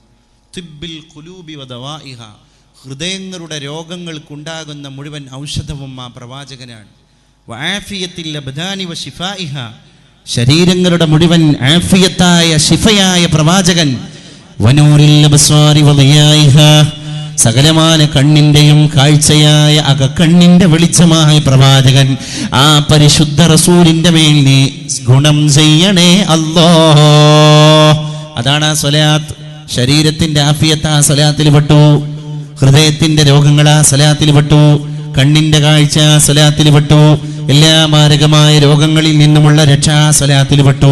അതുകൊണ്ട് ഇൻഷാ അല്ലാഹ് നമുക്ക് അവർക്ക് വേണ്ടി പ്രത്യേകം ഈ സ്വലാത്തു തിബ് ചൊല്ലിയിട്ട് ദുആ ചെയ്യണം. അല്ലാഹു ഇത് ഏറ്റെടുത്ത് വിളിച്ചു കൊണ്ടുപോകുന്നവരുടെ എല്ലാ ഹലാലായ മുറാദുകളെയും ഹാസിലാക്കി കൊടുക്കുമാറാകട്ടെ. അല്ലാഹുരുടെ മക്കളെ സ്വാലിഹീങ്ങളാക്കുമാറാകട്ടെ. അല്ലാഹു വരാനിരിക്കുന്ന മുസീബത്തുകളിൽ നിന്ന് ഇത് കാരണം അവരെയും നമ്മളെയും തട്ടി രക്ഷപ്പെടുത്തുമാറാകട്ടെ. അല്ലാഹു എല്ലാ പരാതികളിൽ നിന്നും, പരാധീനതകളിൽ നിന്നും, പരീക്ഷണങ്ങളിൽ നിന്നും അവരെയും നമ്മളെയും കാത്ത് രക്ഷിച്ച് അനുഗ്രഹിക്കുമാറാകട്ടെ എന്ന് പ്രത്യേകം ദുആ ചെയ്യാണ് പ്രിയപ്പെട്ടവരെ. അതുകൊണ്ട് ആരും മടിച്ചിക്കണ്ട. ഒരു 313 ഉറുപ്പ്യ എന്നൊക്കെ പറഞ്ഞാൽ ഇപ്പം ഇന്നത്തെ കാലത്ത് വലിയൊരു വിഷയമൊന്നുമല്ല അല്ലേ. പോസ്റ്റ് പെയ്ഡിന് റീചാർജ് ചെയ്യുന്നത് ഒരു കൂലിപ്പണിക്കാരനായ സുഹൃത്ത് പറഞ്ഞു 1200 ഉറുപ്പ്യ റീചാർജും അതുപോലെ തന്നെ കോൾ ചാർജും അടക്കം, നെറ്റ് റീചാർജും കോൾ ചാർജും അടക്കം 1200 ഉറുപ്പ്യ ഒരു മാസത്തിൽ അടക്കുന്നുണ്ടെന്ന് അഭിമാനത്തോടു കൂടെ പറഞ്ഞു പോയി. അത്ഭുതപ്പെട്ടു. അതിനൊക്കെ നമ്മൾ എടുത്തുന്നുണ്ട്, പണവും പത്രാസും ഒക്കെ യഥേഷ്ടമുണ്ട്. ഇത്തരം കാര്യങ്ങൾക്ക് നമ്മൾ എന്തിന് ലുബ്ധ കാണിക്കുന്നു? ഇവിടെ അള്ളാഹിൻ്റെ മാർഗത്തിൽ നമ്മളൊന്ന് കൈ അഴിച്ചാൽ നമുക്ക് എന്തെങ്കിലും ദുരിതങ്ങൾ വരുന്ന സമയത്ത് അള്ളാഹു കൈയാണ്ട് അയച്ചു തരും. ചില ആൾക്കാർ പറയല്ലേ, എങ്ങനെയാണിത് കഴിച്ചിലായത് എന്ന് അള്ളാഹു ആയാലും, മക്കളെ കല്യാണം എങ്ങനെയാണ് റാഹത്തായി കിട്ടിയത് അള്ളാഹു ആയാലും. പഠിച്ചോനെ 10 കൊല്ലമായിട്ട് ആ ആശങ്കയിലായിരുന്നു. പക്ഷേ അള്ളാഹു ഒറ്റ ദിവസം കൊണ്ട് ആശങ്ക പരിഹരിച്ചു, എല്ലാം റാഹത്തായി. അത് പല മാർഗങ്ങളിലാകാം. സ്വാലിഹായ രീതിയിലുള്ളൊരു വരനെ ഒരു തരുണീമണിക്ക് അള്ളാഹു തൻ്റെ മകൾക്ക് തരപ്പെടുത്തി കൊടുക്കുമ്പോൾ ചിലപ്പോൾ ആ വരൻ തന്നെ ഷർത്ത് പറയും, ഒരു തരി പൊന്നു വേണ്ട, എനിക്ക് നല്ല സ്വഭാവമുള്ളൊരു കുട്ടിയെ കിട്ടിയാൽ മതി. ചിലപ്പോൾ അള്ളാഹു എല്ലാ കാര്യങ്ങളും ചെയ്തിട്ട് കാര്യങ്ങൾ സലാമത്താക്കി തരും, എളുപ്പമാക്കി തരും. ഒക്കെ റബ്ബിൻ്റെ കയ്യിലാണ്. നമ്മൾ തേടുക, അതിനുള്ള വഴികൾ ഉണ്ടാക്കുക. If there is a will, there is a way. എവിടെയാണോ ഒരു പ്രതീക്ഷയുള്ളത് അവിടെ ഒരു മാർഗമുണ്ട്. വിൽ, ആംബിഷൻ, അള്ളാഹിൻ്റെ മാർഗത്തിൽ നല്ലൊരു ത്യാഗസന്നദ്ധതയോടുകൂടെയുള്ള മനസ്സാന്നിധ്യമാണ് ആദ്യമായി വേണ്ടത്. അപ്പം അള്ളാഹു വേ, കടന്നു ചെല്ലാനുള്ള വഴി അള്ളാഹു എളുപ്പമാക്കി തരും. ദീനിൻ്റെ കാര്യം അങ്ങനെയാണ്. നമ്മളൊരു ദീനിൻ്റെ അനുയായികളാണല്ലോ, നമ്മളൊരു പ്രത്യയശാസ്ത്രത്തെ മുറുകെ പിടിക്കുന്ന ആൾക്കാരാണല്ലോ. നമ്മൾ ഇങ്ങനെ കൈ ഉയർത്തിയാൽ അള്ളാഹു തരും എന്ന ഉറച്ച വിശ്വാസമുള്ളവരാണ്. അതുകൊണ്ടാണ് നമ്മൾ കൈ ഉയർത്തുമ്പോൾ നമ്മുടെ പരിചയാണ്. ഏത് സാഹിർ വന്നാലും ശരി, ഏത് ഫത്താന് വന്നാലും ശരി, ഏത് മാരണക്കാരൻ വന്നാലും ശരി, അള്ളാഹുവേ ഇങ്ങനെ ഒന്ന് നിന്റെ ദർബാറിലേക്ക് കൈ പൊന്തിച്ചാൽ സാഹിറിന്റെ സിഹിറിനെ തട്ടിക്കളയാൻ ഈ ദുആക്ക് സാധ്യമാണ്. ദുആ ഒരു മുഅ്മിനിന്റെ പരിചയാണ്. ദുആ ഒരു മുഅ്മിനിന്റെ പടവാളാണ്. ദുആയിലപ്പുറം ഒരു മുഅ്മിനിന് നേടാനുള്ള ശക്തി ദുനിയാവിലില്ല. അതുകൊണ്ട് ഉദഊനി അസ്തജിബ് ലക്കും, നിങ്ങൾ എന്നോട് ദുആ ചെയ്തോ, ഞാൻ നിങ്ങൾക്ക് ഉത്തരം തരാം എന്ന് പരിശുദ്ധനായ തമ്പുരാൻ. ഉദഊനി, നിങ്ങൾ എന്നോട് ദുആ ചെയ്തോ, അസ്തജിബ് ലക്കും, ഞാൻ നിങ്ങൾക്ക് ഉത്തരം തരുന്നതാണ് എന്ന് അല്ലാഹു സർവനാഥനായ തമ്പുരാൻ. ദ്വാരക്കാത്ത കുറവാണ് നമ്മുടെ നാട്ടിലുള്ളത്. ശരിയാ. ഞാൻ ചോദിക്കട്ടെ, ഒരു മഗ്‌രിബ് നിസ്കാരം കഴിഞ്ഞിട്ട് 2 റക്അത്ത് സുന്നത്ത് നിസ്കരിച്ചിട്ട് കുറച്ച് നമ്മുടെ ഒരു തബറുക്കിന് വേണ്ടി കുറച്ചൊരു സലാത്ത് ചൊല്ലിയിട്ട് അള്ളാഹുവിൻ്റെ മുമ്പിൽ ആത്മാർത്ഥമായിട്ട് എല്ലാ തിരക്കുന്നൊന്നും മൈൻഡ് ഫ്രീ ആക്കിയിട്ട് ആത്മാർത്ഥമായിട്ട് ഒരു 5 മിനിറ്റ് കൈ ഉയർത്തിയിട്ട് ഒറ്റക്ക് സ്വന്തം കാര്യം റബ്ബിനോട് ആത്മാർത്ഥമായിട്ട് ചോദിക്കുന്ന ആൾക്കാർ നമ്മുടെ കൂട്ടത്തിൽ എത്ര പേരുണ്ട് എന്ന് നമ്മളൊന്ന് ചിന്തിക്കുക. പണ്ടത്തെ കാലത്ത് ആ ശീലമൊക്കെ ഉണ്ടായിരുന്നു. മഗ്‌രിബ് കഴിഞ്ഞ് 2 റക്അത്ത് സുന്നത്ത് നിസ്കരിച്ച് റാഹത്തായി 10 സ്വലാത്താണ്ട് ചൊല്ലിയിട്ട് പഠിച്ചോനെ ഇനി മൈൻഡ് ഫ്രീ ആക്കിയിട്ട് നിന്നോട് കുറച്ച് കാര്യം ചോദിക്കാണ്ട്. അതിലെല്ലാം ഉണ്ടായിരുന്നു. വാപ്പ, ഉമ്മ, ഭാര്യ, മക്കളെ പഠനം, മക്കൾ സ്വാലിഹീങ്ങളാകൽ, തൻ്റെ ദുനിയാവിലെ കാര്യങ്ങൾ, രോഗങ്ങൾ, ആഖിറം, ഖബർ. 5 മിനിറ്റ് കൊണ്ട് ഇതെല്ലാം റാഹത്തായി പറയും. ഹംദോണ്ട് തുടങ്ങും, സ്വലാത്ത് കൂടെ ചൊല്ലും. എന്നിട്ട് മലയാളത്തിലാണെങ്കിൽ മലയാളത്തിൽ ദ്വാരക്കും. അവസാനം റബ്ബനാത്തിനെ പറയും. പിന്നെ റബ്ബനാ തഖബ്ബൽ മിന്ന പറയും. ആമീൻ ബി റഹ്മതിക യാ അർഹമർ റഹീമീൻ എന്ന് പറയും. മുഖം തടവും. ആ സമാധാനത്തോടെ തിരിച്ചു വരും. അങ്ങനെ ദ്വാരക്കുന്ന ചെറുപ്പക്കാരന് എവിടുന്നൊക്കെയോ കിട്ടിയ ഒരു അവാച്യമായ പറഞ്ഞറിയിക്കാൻ സാധിക്കാത്ത ഒരു പ്ലഷർ ഉണ്ടായിരുന്നു, ഒരു സന്തോഷം ഉണ്ടായിരുന്നു. ഇന്ന് നിങ്ങൾ നോക്ക്, മുഖത്തൊക്കെ ഒരു കരിനിഴൽ വീണ പോലെ ഒരു ആങ്സൈറ്റി, ഒരു ദുഃഖം, ഒരു ടെൻഷൻ, ഇത്തരം കാര്യങ്ങളൊക്കെ നമ്മളാണ് നിർത്തിവെച്ചു. ഇതന്നെയാണ് നമ്മളെ പോരായ്മ, വേറൊന്നുമല്ല. നമുക്ക് ഇതിലേക്ക് തിരിച്ചു വരാൻ വലിയ പണിയൊന്നുമില്ല. കാരണം എന്താ, നമ്മുടെ UP-യിലും ആന്ധ്രയിലുള്ള മുസ്ലിങ്ങളല്ല. എല്ലാ കാര്യങ്ങളും പെർഫെക്റ്റായിട്ട് നമ്മൾക്ക് ആളുകൾക്ക് അറിയാം. ഇനി പറയാം, ഏതെങ്കിലും വിഷയത്തിൽ ഡൗട്ട്സ് ഉണ്ടെങ്കിൽ അപ്പുറത്തെ മദ്രസ്, ഇപ്പുറത്തെ അറബി കോളേജ്, മുന്നിൽ ദർസ്, ഇപ്പുറത്തെ പള്ളി, ഈ സംവിധാനത്തിൻ്റെ ഇട്ടാവട്ടത്തിൻ്റെ ഇടയിൽ ചോദിക്കാനും പറയാനും ആൾക്കാർ, സംശയം ദൂരീകരിക്കാൻ പണ്ഡിതന്മാർ, ഇവരെ കൊണ്ട് ഇങ്ങനെ നിറഞ്ഞു നിൽക്കുന്ന ലോകത്തൊരു അമല് ചെയ്യാൻ സാധിക്കാത്ത നമ്മൾ അള്ളാഹിൻ്റെ മുമ്പിൽ രക്ഷപ്പെടുവോ? ഒരു ചെറുപ്പക്കാരൻ സ്വലാത്തിൻ്റെ പ്രാധാന്യം കേട്ട സദസ്സെന്ന് പറഞ്ഞു പിറ്റത്താഴ്ച വന്നാണ്ട് അൽഹംദുലില്ലാഹ് ഇപ്പം വളാഞ്ചേരിയിൽ നിന്ന് കുറ്റിപ്പുറത്തേക്ക് ബൈക്ക് ഓടിച്ചിട്ട് ഞാൻ പോകുമ്പോൾ ബ്ലോക്ക് ഉണ്ടെങ്കിൽ 150 സ്വലാത്ത്, ബ്ലോക്ക് ഇല്ലെങ്കിൽ 100 സ്വലാത്ത്. രാവിലെ അങ്ങോട്ട് പോകുമ്പോഴും ചൊല്ലും. എൻ്റെ ഓഫീസ് അടച്ചിട്ട് വൈകുന്നേരം വളാഞ്ചേരിയിലെ വീട്ടിലേക്ക് തിരിച്ചു വരുമ്പോഴും ചൊല്ലും. ഇങ്ങനെ ഒരു ദിവസം എനിക്ക് എത്ര സ്വലാത്ത്. അൽഹംദുലില്ലാഹ്. ഞാൻ പറയാ, ആ ഒറ്റ ഒരു മൗഇളത്ത് കേട്ടിട്ട് ആ ചെറുപ്പക്കാരൻ്റെ ജീവിതത്തിൻ്റെ ഒരു ആദത്ത്, ഒരു ശീലമായി അത് മാറിയില്ലേ? അപ്പോൾ ആ ചെറുപ്പക്കാരന് ബൈക്കിൽ ഇങ്ങനെ ഓടിച്ചുകൊണ്ടിരിക്കുമ്പോൾ ഒരു കോള് വന്നാൽ തന്നെ അത് ബിസിയാക്കും. കാരണം ഞാൻ എൻ്റെ ഏർപ്പാടിലാണ് എന്നുള്ളൊരു വിശ്വാസമാണ്. എന്താ? സ്വലാത്ത്. നമ്മുടെ നാട്ടുകളിലോ ഒരു ദ്വായ് ജമാഅത്തായിട്ട് നടത്തുന്ന സമയത്ത് കോളാണ്ട് വരികയാണെങ്കിൽ നമ്മൾ ആ ദ്വായിൽ അത് തൽക്കാലം സ്റ്റോപ്പ് ചെയ്തിട്ട് സദസ്സിൻ്റെ വെളിയിലേക്ക് പോയിട്ട് ഫോൺ അറ്റൻഡ് ചെയ്യാണ്. അതിൻ്റെ മായന ഒന്നുകൂടി നിങ്ങളൊന്ന് ആലോചിച്ച് നോക്കി. ഇങ്ങനെ കൈ ഉയർത്തല്ലേ നമ്മൾ ഹംദ് ചെല്ലുമ്പോൾ അള്ളാഹിനെ ക്ഷണിക്കുകയാണ് അതിൻ്റെ അർത്ഥം. അൽഹംദുലില്ലാഹ് അല്ലാഹുമ്മ സ്വല്ലി അലാ സയ്യിദിനാ മുഹമ്മദ് എന്ന് പറയുന്നത് ദുആക്ക് ഇജാബത്ത് കിട്ടാനുള്ളൊരു കാരണമാണ് എന്നാ. ഈ 2 കാര്യം തുടങ്ങിയിട്ട് പടച്ചോനോട് നമ്മൾ ആമീൻ, നീ കൊണ്ട റബ്ബേ, നീ കൊണ്ട റബ്ബേ. അപ്പോൾ അള്ളാഹ് നമ്മളങ്ങനെ കേൾക്കുക, നമ്മൾ റബ്ബിനോട് ഇങ്ങനെ പറയാം. ആ ഇടയിൽ നമുക്കൊരു ഫോൺ വന്നപ്പോൾ പടച്ചോനെ അവിടെ കിട്ടും, ഞാൻ ഇപ്പം വരാമെന്നല്ല പറഞ്ഞതിൻ്റെ അർത്ഥം. പുറത്തു പോയിട്ട് ഫോൺ അറ്റൻഡ് ചെയ്യുക. നമ്മളൊരാളോട് വർത്താനം പറഞ്ഞുകൊണ്ടിരിക്കുന്ന സമയത്ത് ഇവങ്ങനെ കാര്യമായിട്ടൊരു വർത്താനം നമ്മളോട് ഇങ്ങോട്ട് പറയുമ്പോൾ നമ്മളവൻ്റെ ശ്രോതാവാ. അവനെ കേട്ടുകൊണ്ടിരിക്കുന്നതിൻ്റെ ഇടയിൽ നമുക്കൊരു കോള് വന്നാൽ അവനോട് excuse me, I am sorry, ഞാനൊന്ന് ഫോൺ എടുക്കട്ടെ എന്ന് ചോദിക്കാതെ പെർമിഷൻ വാങ്ങാതെ ഒറ്റയടിക്ക് നമ്മൾ ഫോൺ എടുക്കുമ്പോൾ നമ്മളോട് സംസാരിച്ച ഈ ടോക്കറ്റീവായ ആളുടെ മാനസികമായ ഫീലിംഗ് എന്താ? അതൊരു മനുഷ്യനെ എന്നുള്ള ഹൈസിയത്തിൽ ചിന്തിക്കുമ്പോൾ നമുക്ക് ബോധ്യപ്പെടൂലേ? പിന്നെ ഈ റബ്ബിനോട് എങ്ങനെയാണ് നമ്മളൊരു ഫോൺ അറ്റൻഡ് ചെയ്യുമ്പോൾ അപമര്യാദയായി കാണിക്കാൻ പറ്റുക? എത്ര ആളത് ശ്രദ്ധിക്കാറുണ്ട്? ഇല്ല. ആ വിഷയത്തിൽ പോലും നമുക്ക് ഗൗരവമില്ല. മഗ്‌രിബിന്റെ സമയത്ത് ഒരു നാട്ടിലെ പള്ളിയിൽ കൂടിയാൽ ഒരു മൊബൈലിന്റെ റിംഗ് ടോൺ കേൾക്കാതെ സലാം വീട്ടുന്ന നിസ്കാരങ്ങൾ ഇന്ന് കുറവാണ്. അപ്പോൾ ഫെസിലിറ്റീസ് കൂടി, ഭൗതികത കൂടി, അതിലൊന്നും കുറവില്ല. പക്ഷെ ഇത്തരം കാര്യങ്ങൾ ഡള്ളായി കിടക്കുക, വളരെ ഡള്ളായി കിടക്കുക. ഇനി നമ്മളായിട്ട് മേക്കപ്പ് ചെയ്തെടുക്കണത്, അത് ഒന്നിച്ച് മേക്കപ്പ് ചെയ്യാന്ന് പറഞ്ഞാൽ നടക്കാത്ത കാര്യമാണ്. അവനാൻ്റെ കാര്യങ്ങൾ അവനാൻ നോക്കുക, അത് പറ്റില്ല. ഇന്നത്തെ ചെറുപ്പക്കാർക്കൊക്കെ എന്തെങ്കിലും അറിയണമെന്നും എന്തെങ്കിലും ചെയ്യണമെന്നും സ്ഥിരമായിട്ട് ചെയ്യാൻ എന്തെങ്കിലുമൊക്കെ ടിപ്സ് കിട്ടണം എന്നൊക്കെ നല്ല ആംബിഷനുള്ള, താല്പര്യമുള്ള നല്ലൊരു വിങ് നമ്മുടെ സമൂഹത്തിലുണ്ട്. അവരെ തെരഞ്ഞു പിടിച്ചിട്ട് നല്ല ആത്മീയ ഉത്കർഷമുള്ള ആളുകളാക്കി മാറ്റാൻ, നല്ലൊരു തർബിയത്ത് കൊടുക്കാൻ നമുക്ക് സാധിക്കും, ഉറപ്പാണ്. അവർ കൂടുതലൊന്നും ചെയ്യേണ്ട.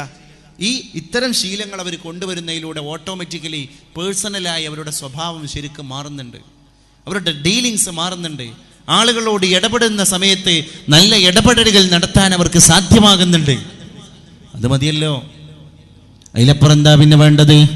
അൽഹംദുലില്ലാ. അതുകൊണ്ട് തന്നെ തമ്പുരാനെ, ഞങ്ങളുടെ മാർഗം നീ ഞങ്ങളുടെ തലവരയിൽ നിർണയിച്ചിരിക്കുകയാണ് റബ്ബേ. അല്ലാഹു തആല നമുക്ക് പോകാനുള്ള റൂട്ട് മുഴുവൻ ഇവിടെ എഴുതി വെച്ചിട്ടുണ്ട്. അശഖിയ്യുൻ ഹുവ അം സഈദ്.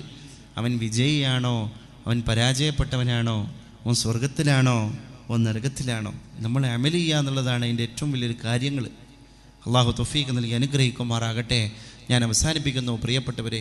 അതുകൊണ്ട് ഇവിടെ ചാരിറ്റി പ്രവർത്തനങ്ങൾക്കാൻ നമ്മുടെ ഇസ്ലാമിക് സെൻറ്റർ, പ്രിയപ്പെട്ടവരെ, കാവതിക്കുളം ഇസ്ലാമിക് സെൻറ്റർ പിന്നെ സംഘടിപ്പിക്കുന്ന ഈ മതപ്രഭാഷണ പരിപാടി ഏറ്റവും വലിയ പ്രചോദനമാകുന്നത്. അതുകൊണ്ട് ചാരിറ്റി ലെവലിൽ വീൽ ചെയർ ആണെങ്കിൽ വീൽ ചെയർ, ഹോസ്പിറ്റൽ ബെഡാണെങ്കിൽ ബെഡ്, വാട്ടർ ബെഡാണെങ്കിൽ അത്, മെഡിസിൻ ആണെങ്കിൽ അത്, പ്രിയപ്പെട്ടവരെ, പെയിൻ ആൻഡ് പാലിയേറ്റീവ് മേഖലയിൽ സഹചാരി പോലെയുള്ള ഉന്നതമായ പ്രവൃത്തി മണ്ഡലങ്ങളിലൂടെ SKSSF നേടേണ്ടത് നേടിക്കഴിഞ്ഞിരിക്കുകയാണ്.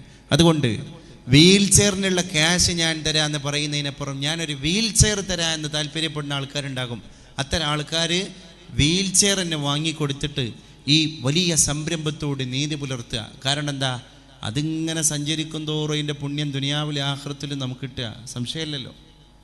അത് ഏറ്റവും വലിയൊരു ഡെപ്പോസിറ്റാണ്, ഏറ്റവും വലിയൊരു സദഖത്തുൻ ജാരിയ. ജാരിയ എന്നുള്ള വാക്കിൻ്റെ അർത്ഥം തന്നെ ജറാ, അത് നടന്നു, സഞ്ചരിച്ചു. കണ്ടിന്യൂയിങ് സദക്ക, സ്റ്റോപ്പാകുന്നില്ല, സഞ്ചരിച്ചു കൊണ്ടിരിക്കുന്ന സദക്കയാണ്. ആ ദാനധർമ്മത്തിലേക്ക് നമ്മുടെ സംഭാവനകളെ കൊണ്ടുപോകാൻ നമുക്ക് സാധ്യമാകണം. അള്ളാഹു തൗഫീഖ് നൽകി അനുഗ്രഹിക്കുമാറാകട്ടെ. ഇൻഷാ അല്ലാഹ് ഞാൻ ദുആയിലേക്ക് കടക്കാൻ ഒരുപാട് ആളുകൾ ഇൻഷാ അല്ലാഹ് പ്രിയപ്പെട്ടവരെ, ബക്കറ്റുമായി വരുന്ന ആളുകൾ നിങ്ങളെ സമീപിക്കും. എല്ലാവരും വളരെ ഉദാരമായി സംഭാവന ചെയ്യണം എന്ന് പ്രത്യേകം അറിയിക്കാൻ. കാര്യമായിട്ട് തന്നെ നിങ്ങൾ ദീനിൻ്റെ മാർഗത്തിൽ കൊടുക്കുക. അള്ളാഹു സ്വീകരിക്കുമാറാകട്ടെ. നമ്മൾ കൊടുക്കുന്നത് റബ്ബ് കാണുന്നുണ്ടല്ലോ, അള്ളാഹു സ്വീകരിക്കുമാറാകട്ടെ. ആ ബക്കറ്റിലേക്ക് നിങ്ങൾ ഇങ്ങനെ നിക്ഷേപിക്കുന്ന സമയത്ത് ഇത് ആഖിറത്തിലെ മീസാൻ എന്ന തുലാസിലേക്കുള്ള നിക്ഷേപമാണ്, ഡെപ്പോസിറ്റാണ് തമ്പുരാനെ എന്ന നിയ്യത്ത് നിങ്ങൾ മനസ്സിൽ കരുതണം. എന്തെങ്കിലും വിഷമമുണ്ടെങ്കിൽ സദക്ക കൊടുക്കണ നേരത്തെ ആ വിഷമത്തെ മുന്നിലേക്ക് കൊണ്ടുവരണം. റബ്ബേ പറയൊന്നും വേണ്ട, മനസ്സിൽ കരുതുക, അല്ലാഹുവേ ആ സദഖത്തു റദ്ദുൽ ബലായ എന്നാണ്. ഇന്നലെ ഒരു ചെറുപ്പക്കാരൻ പറഞ്ഞു, ഉച്ചക്ക് ചോറ് ഒഴിച്ചാണ്ട് 2.5 ഉറുപ്പ്യ ആ പെയിൻ ആൻഡ് പാലിയേറ്റീവിൻ്റെ ബോക്സിലേക്ക് ഇട്ടു, ചില്ലറ. പിന്നെ മട്ടന്നൂർക്ക് ബസ് കയറി, 32.5 ഉറുപ്പ്യാണ്. പഠിച്ചോനെ, 2.5 ഉറുപ്പ്യ ഇവിടെ പെയിൻ ആൻഡ് പാലിയേറ്റീവിൻ്റെ ബോക്സിലിട്ടല്ലോ. പിന്നെ 3 10-ൻ്റെ നോട്ടാണ് ഉള്ളത്, പിന്നുള്ളത് 1000-ൻ്റെ നോട്ടാണ് അത്രേ. അവസാനം 1000-ൻ്റെ നോട്ട് എടുത്തുകൊണ്ട് കണ്ടക്ടർ കൊടുത്തു. കണ്ടക്ടറാണെങ്കിലോ 500 കൊടുക്കാതെ 900-ൻ്റെ നോട്ടും തിരിച്ചു കൊടുത്തു. ഈ ചെറുപ്പക്കാരൻ പറയാണ്, അസ്സദഖത്തു റദ്ദുൽ ബലായ, സദക്ക ബലായിന് തട്ടും. അവിടെ ബല എന്താ? 1000-ൻ്റെ ഒറ്റ നോട്ടാണ്. ഞാൻ തമാശ പറഞ്ഞല്ല, എന്നൊരു കാര്യത്തിൽ പറഞ്ഞതുമല്ല, സാന്ദർഭികമായൊരു കാര്യം പറഞ്ഞു എന്ന് മാത്രം. ഈ കോൺട്രിബ്യൂഷൻ കൊടുക്കുന്ന സമയത്ത് നമ്മൾ ആരായാലും അള്ളാഹിൻ്റെ മാർഗത്തിൽ കൊടുക്കുമ്പോൾ നല്ല നെയ്യത്തിൽ, പഠിച്ചോനെ ഇതുകൊണ്ട് എൻ്റെ ഇത്തരം വിഷമങ്ങൾ തീരണം എന്ന നെയ്യത്തിൽ തന്നെ കൊടുത്താൽ അള്ളാഹു ആ വിഷമത്തെ തീർക്കും, തീർച്ചയാണ്, യാതൊരു സംശയവുമില്ല. ഇസ്ലാമിക് സെൻറ്റർ പ്രവാസി പ്രവർത്തകന് വിസ പ്രശ്നമായി കുറച്ച് പ്രയാസത്തിലാണെന്ന് അറിയിച്ചിരിക്കുന്നു. ആയതിനാൽ അദ്ദേഹത്തിൻ്റെ വിസ പ്രശ്നം തീരാൻ ദുആ ചെയ്യണമെന്ന് പ്രത്യേകം നമ്മുടെ സംഘാടക സുഹൃത്തുക്കളും ആ പ്രവർത്തകനുമായി ബന്ധപ്പെട്ട ആളുകളും അറിയിച്ചിട്ടുണ്ട്. അള്ളാഹുവേ, ആ പ്രവർത്തകൻ്റെ സേവനം ഇസ്ലാമിക് സെൻറ്ററിന് വേണ്ടിയിട്ടുള്ള സേവനമാണെങ്കിൽ അള്ളാഹുവേ നീ ആ പ്രവർത്തകനെ നിരാശനാക്കൂല, ഉറപ്പാൻ. അള്ളാഹുവേ, ആ പ്രവർത്തകൻ്റെ വിസ സംബന്ധിയായ സകലമായ പ്രശ്നങ്ങളെയും ദൂരീകരിക്കണേ റബ്ബേ. അതിൻ്റെ കെട്ടുകുടുക്കുകളെ നീ അഴിച്ചു കൊടുക്കണേ റബ്ബേ. തൻഹല്ലു ബിഹിൽ ഉഖദ്, അള്ളാഹുവേ തൻ്റെ ജീവിതത്തിൻ്റെ മുമ്പിലുള്ള സകലമായ പ്രതിബന്ധങ്ങളെയും നീ ദൂരീകരിച്ചു കൊടുക്കണേ തമ്പുരാനേ എന്ന് പ്രത്യേകം ദുആ ചെയ്യാൻ. അതുപോലെ ഞാൻ ഇന്ന് സന്ദർശിച്ച രോഗിയായ സഹോദരൻ പ്രത്യേകം ദുആ ചെയ്യാൻ പറഞ്ഞിട്ടുണ്ട്. പടച്ചോനെ, അദ്ദേഹത്തിന് സുഖവും സൗഖ്യവും പ്രദാനം ചെയ്യണേ അല്ലാഹ്. ആരാണ് ശത്രുത പുലർത്തിയത് അവർക്ക് നല്ല മനസ്സ് കൊടുക്കണേ അല്ലാഹ്. പടച്ചോനെ, ഞങ്ങൾക്ക് എല്ലാ ശത്രുക്കളിൽ നിന്നും മോചനം നൽകണേ അല്ലാഹ്. ഒരു ശത്രുവിനെ ഉണ്ടാക്കുന്ന സ്വഭാവം ഞങ്ങളുടെ ജീവിതത്തിൽ ഞങ്ങൾക്ക് വരുത്തല്ല അല്ലാഹ്, വരുത്തല്ല അല്ലാഹ്. ഒരു സാഹിറിന്റെ സിഹറും ഞങ്ങളെ തലക്ക് മുകളിൽ ബാക്കി വെക്കല്ല അല്ലാ. ഒരു സാഹിറിന്റെ സിഹറും ഞങ്ങളുടെ കുടുംബത്തിന്റെ മുകളിൽ ബാക്കി വെക്കല്ല അല്ലാ. ഇൻഷാ അല്ലാ ഞാൻ ദുആയിലേക്ക് കടക്കുകയാണ്. ദുആയിൽ ഏറ്റവും വലിയ പ്രതീക്ഷ തഹജ്ജുദ് മുടക്കാത്ത നല്ല ളുഹ പതിവാക്കുന്ന ഉമ്മാൻ്റെ ദുആ ആമീനാണ്. അങ്ങനത്തെ ഉപ്പാൻ്റെ ആമീനാണ്, മുതഅല്ലിമിൻ്റെ ആമീനാണ്, വേറൊന്നുമല്ല. 40 ആൾ കൂടിയാൽ ഒരാളുടെ ആമീൻ ഇജാബത്തുണ്ട് എന്നാണ്. ഒരുപാട് 40 ഉള്ള ഈ സദസ്സിൽ ഉറപ്പാണ് നമ്മൾക്ക് ദുആക്ക് ഉത്തരം കിട്ടുന്ന ഉറപ്പിച്ചിട്ട് തന്നെയാണ് റബ്ബിനോട് നമ്മൾ തേടുന്നത്. നിങ്ങൾ ആത്മാർത്ഥമായിട്ട് ആമീൻ പറയണം. അള്ളാഹു സ്വീകരിക്കുമാറാകട്ടെ. അൽഹംദുലില്ലാഹി യാ അല്ലാഹ് والعزة لك يا الله والكبرياء لك يا الله حمدا يوافي نعمه ويكافي مزيده. اللهم صل وسلم وبارك على سيدنا وحبيبنا محمد وعلى آل سيدنا ومولانا محمد. اللهم اغفر لنا ذنوبنا واستر عيوبنا وفرج همومنا واكشف همومنا وحسن أخلاقنا وحقق رجاءنا وحسن أخلاقنا وصحح أجسامنا. اللهم طول أعمارنا. اللهم امح ما كان منا من سيئاتنا وتقبل حسناتنا وكن معنا حيث كنا ولا تكن علينا يا رب العالمين. اللهم اغفر لنا ذنوبنا. اللهم من أرادنا وأراد المسلمين في الهند بسوء فاشغلهم بنفسهم يا عزيز يا جبار يا قهار يا الله يا رب العالمين. اللهم أعز الإسلام والمسلمين. اللهم أذل الشرك والمشركين. اللهم دمر أعداءنا في الهند يا رب العالمين. اللهم دمر حسادنا. اللهم شتت شملهم. اللهم فرق جمعهم. اللهم زلزل أقدامهم. اللهم أقل عددهم. اللهم أفشل خطتهم. اللهم فل جمعهم يا رب العالمين. اللهم وحد صفوف المسلمين في الهند. اللهم وحد صفوف المسلمين في الهند. اللهم وحد صفوف المسلمين في الهند. اللهم أصلح ذات بينهم. اللهم أبعد الشيطان عنهم. اللهم اصرف العصبية الجاهلية من بين شعوب المسلمين وبلدان المسلمين يا رب العالمين. اللهم هذا الدعاء في مجلس علمنا هذا. اللهم هذا الدعاء ومنك الإجابة وعليك التكلان وعلينا البلاء.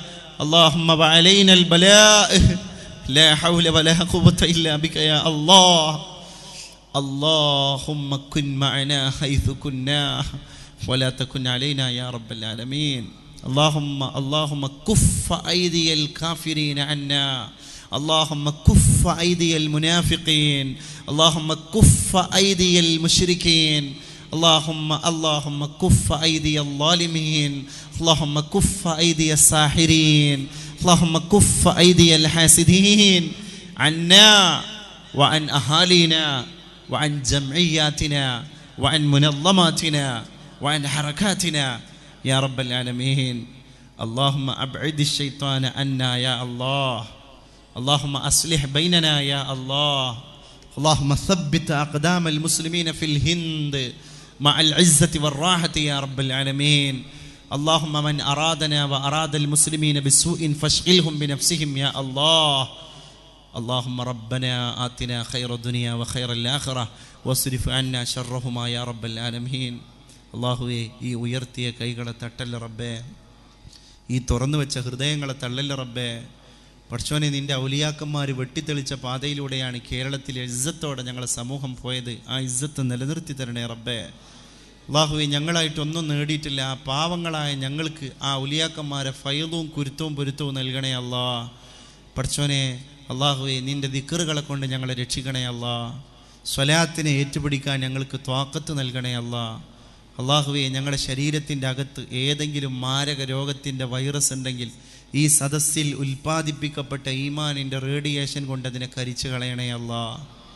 അള്ളാഹുവെ, പ്രശസ്തനായ ഒരു പ്രഭാഷകൻ ഈ അടുത്ത് ഞങ്ങളുടെ ഒരു സുഹൃത്ത്, പ്രിയപ്പെട്ട അലവി ദാരിമി, സൗദി അറേബ്യയിൽ വെച്ച് ചെറിയൊരു ഹൃദയ സംബന്ധമായ രോഗം വന്ന് ഓപ്പറേഷന് വിധേയനായി. അള്ളാഹുവെ, സൗഖ്യം കൊടുക്കണേ അല്ലാ. ഈ പ്രസ്ഥാനത്തിൻ്റെ ശബ്ദങ്ങളായ ആളുകളെ തളർത്താൻ അള്ളാഹുവെ പല ഭാഗങ്ങളിൽ നിന്ന് അപശബ്ദങ്ങൾ മുഴക്കുന്ന ഒരുപാട് ശത്രുചേരിയിൽ ആളുകളുണ്ട്. പടച്ചോനെ, അവരുടെ ശത്രുതാ മനോഭാവങ്ങളെ നീ സംഹരിക്കണേ അല്ലാ. പടച്ചോനെ, ഈ സമുദായത്തിൻ്റെ ജിഹ്വകളെ കാക്കണേ അല്ലാ. അള്ളാഹുവെ, ഈ സമുദായത്തിൻ്റെ നാവുകളെ തളർത്തല്ലേ അല്ലാ. പടച്ചോനെ, ഞങ്ങളുടെ ഉലമാക്കൾക്ക് ഇസ്സത്ത് കൊടുക്കണേ അല്ലാ. അള്ളാഹുവെ തമ്പുരാനെ, ഞങ്ങളുടെ കുടുംബങ്ങൾക്കിടയിലുള്ള പ്രശ്നങ്ങളെ തീർക്കണേ അല്ലാ. പടച്ചോനെ, കച്ചവടങ്ങളിലേക്ക് ഇറങ്ങിയ ഒരുപാട് ആളുകൾ പ്രാരാബ്ദങ്ങളിലാണ്. വെച്ചടി പുരോഗതി കൊടുക്കണേ അല്ലാ. പടച്ചോനെ, ഇന്ത്യ രാജ്യത്തിൻ്റെ ഈ സാമ്പത്തിക നയം മാറ്റം, ഈ ഓപ്പറേഷൻ അള്ളാഹുവെ ഞങ്ങളുടെ ഈ സമുദായത്തിന് അനുകൂലമാക്കണേ അല്ലാ. പടച്ചോനെ, പരീക്ഷണങ്ങൾക്ക് മുകളിൽ പരീക്ഷണം, എന്താണ് ചെയ്യാൻ പറ്റാത്തത് എന്നുള്ള അവസ്ഥയിൽ, മാനസിക നില തെറ്റേണ്ട അവസ്ഥയിലേക്ക് പല ഗൃഹനാഥന്മാരും എത്തിയിട്ടുണ്ട്. പടച്ചോനെ, അവർക്ക് സുബൂത്തുൽ കൽബ് കൊടുക്കണേ അല്ലാ. പടച്ചോനെ, അവരുടെ കുട്ടികളുടെ ഭാവി ആലോചിച്ചിട്ട് ടെൻഷൻ അടിക്കുന്ന രക്ഷിതാക്കളുണ്ട്. നല്ല സുബൂത്തുൽ കൽബ് കൊടുക്കണേ അല്ലാ. ഞങ്ങളുടെ മക്കൾ ഈ സമുദ്രത്തിൻ്റെ മുന്നിലൂടെ നടന്നു പോകാൻ ആ മക്കളുടെ കണ്ണ് മഞ്ഞളിക്കല്ലേ അല്ലാ. ആണും പെണ്ണുമായ ഞങ്ങളുടെ മക്കളെ കാക്കണേ റബ്ബേ. അവർ വളർന്നു വരുന്നുണ്ട്. ആ മക്കളിൽ നിന്ന് കേൾക്കാൻ പറ്റാത്ത ന്യൂസ് റിപ്പോർട്ട്സ് ഞങ്ങൾ കേൾപ്പിക്കല്ലേ അല്ലാ. അള്ളാഹുവെ, ആ മക്കളിൽ നിന്ന് കാണാൻ കഴിയാത്ത രംഗങ്ങൾ ഞങ്ങളെക്കൊള്ള കാണിക്കല്ലേ അല്ലാ. അള്ളാഹുവെ, ഞങ്ങൾക്ക് സഹിക്കാൻ കഴിയാത്ത കാര്യങ്ങൾ ഞങ്ങളുടെ മക്കൾക്ക് കൊടുക്കല്ലേ അല്ലാ. പടച്ചോനെ, ഹോസ്പിറ്റലുകളെ കൊണ്ട് ഞങ്ങളെയും ഞങ്ങളുടെ മക്കളെയും ഭാര്യാസന്താനങ്ങളെയും മാതാപിതാക്കളെയും നീ പരീക്ഷിക്കല്ലേ അല്ലാ. പടച്ചോനെ, ഞങ്ങളെ ഹോസ്പിറ്റൽ ബെഡിൻ്റെ ഒരു പരീക്ഷണ വസ്തുവാക്കി മാറ്റല്ലേ അല്ലാ. നാളെ കോട്ടക്കൽ അങ്ങാടിയിൽ അല്ലെങ്കിൽ മറ്റ് സ്ഥലങ്ങളിൽ പോയി ലാബിൽ ഒരു തുള്ളി ബ്ലഡ് കൊടുത്ത് ലാബ് ടെക്നീഷ്യൻ റിസൾട്ട് പോസിറ്റീവാണ് എന്ന് പറഞ്ഞാൽ പിന്നെ ഞങ്ങളും മൂലയിൽ പോയി കിടക്കേണ്ടവനാണ്. പിന്നെ വാട്സപ്പിൽ ന്യൂസ്, ഇന്ന ആളുടെ കിഡ്നി ഫെയിലിയറാണ്. പിന്നെ വാട്സപ്പിൽ ന്യൂസ്, അദ്ദേഹത്തിന് വേണ്ടി നമ്മൾ ദുആ ചെയ്യണം, അദ്ദേഹത്തിന് വേണ്ടി ധനസമാഹരണം നടത്തണം. ഗതി വരുത്തല്ല അല്ലാ. പടച്ചോനെ, ആ ഗതി വരുത്തല്ല റബ്ബേ. ഞങ്ങൾ ചെയ്ത അമലിൻ്റെ പുണ്യം കൊണ്ടെങ്കിലും നീ അതിനെ തട്ടി മാറ്റണേ അല്ലാ. സദഖാൻ്റെ പുണ്യം കൊണ്ട് അതിനെ റദ്ദ് ചെയ്യണേ അല്ലാ. പടച്ചോനെ, ഇത്തരം ദീനിൻ്റെ സദസ്സിലേക്ക് വരുമ്പോൾ ഒരുപാട് സാധുക്കൾ ദുആ ചെയ്യാൻ പറഞ്ഞ ഓർമ്മകളുണ്ട്. പടച്ചോനെ, ആ ഏറ്റെടുത്ത സാധുക്കൾക്ക് വേണ്ടി കൂടിയുള്ളൊരു ദുആക്കി ഈ ദുആയിനെ മാറ്റണേ അല്ലാ. പടച്ചോനെ, ഈ യുവാക്കളൊക്കെ ഒരുപാട് ആളുകൾ ആത്മാർത്ഥമായിട്ട് കൈ പൊക്കിയിട്ട് ആമീൻ പറയുന്നുണ്ട്. പടച്ചോനെ, ഈ സാധുക്കളെ നീ കരകയറ്റണേ അല്ലാ. അള്ളാഹുവെ, ഹിദായത്ത് കൊടുക്കണേ അല്ലാ. ഞങ്ങളെ കുടുംബിനികളെ ഈമാനിൻ്റെ വിളക്കുകളാക്കണേ അല്ലാ. വീടിൻ്റെ വിളക്കാക്കണേ അല്ലാ. കടം കൊണ്ട് വഷളാകുന്ന അവസ്ഥ ഞങ്ങൾക്ക് വരുത്തല്ലല്ലാ. ഗർഭിണികൾക്ക് സുഖപ്രസവം കൊടുക്കണേ അല്ലാ. മക്കളില്ലാത്തവർക്ക് മക്കൾ കൊടുക്കണേ അല്ലാ. ഇതുപോലെ ദീനിൻ്റെ സദസ്സിൽ ആത്മാർത്ഥമായി ദുആ ചെയ്ത് അതിന് ആമീൻ പറഞ്ഞതിന് കാരണം ആൺകുട്ടിയെയും പെൺകുട്ടിയെയും കിട്ടിയ ആൾക്കാരുണ്ട്. എങ്ങനെ 15 കൊല്ലം മെഡിക്കൽ സയൻസ് പരാജയപ്പെട്ടിടത്ത് ദീനിൻ്റെ സദസ്സിലെ ഒറ്റ ആമീന് കൊണ്ട് ഭാര്യ ഗർഭിണിയായി ആൺകുട്ടിയുടെ പിതാവായ രക്ഷിതാവ് താമരശ്ശേരിയിൽ വന്നിട്ട് സന്തോഷം പങ്കുവെക്കാൻ കയറി വന്നത് ഓർത്തു പോകാൻ. പടച്ചോനെ, ഇങ്ങനെ കൂടിയ ആൾക്കാർ ആമീൻ പറയുമ്പോൾ അതിൽ ഒരുത്തൻ്റെ ആമീൻ, ഒരുത്തിയുടെ ആമീൻ നിൻ്റെ മലക്കുകൾ നിൻ്റെ അടുക്കലേക്ക് കൊണ്ടുവന്നാൽ ഈ കൈ പൊക്കി എല്ലാവരും രക്ഷപ്പെട്ടു എന്നാണ് ഈ ദീനിൻ്റെ പ്രമാണം. പടച്ചോനെ, ആ ആമീനിൽ ഞങ്ങളെയും ഷാമിലാക്കണേ അല്ലാ. അള്ളാഹുവെ, ആഫിയത്തുള്ള ദീർഘായുസ് ഞങ്ങൾക്ക് നൽകണേ അല്ലാ. അവസാനം ഞങ്ങൾ മാറടി മണ്ണിലേക്ക് പുഴുവരിക്കേണ്ട ജന്മങ്ങളാണ്. ഈ കവിളിൽ നിന്ന് 3 കഷ്ണം ശീല മാറ്റി പച്ചക്കവിളിനെ പച്ച മണ്ണിൽ വെക്കും. ശരിയാണ്, ഞങ്ങൾ അംഗീകരിക്കുന്നു. മുങ്കറിന് കീറ് വരുമ്പോൾ ചിരിച്ചു ഉത്തരം പറയാൻ ഭാഗ്യം തരണേ അല്ലാ. ആ ഖബർ മണിയറയാക്കി കടക്കാൻ ഖിയാമത്ത് നാൾ 1-ാം തീയതി വരെ കടക്കാൻ ഭാഗ്യം തരണേ അല്ലാ.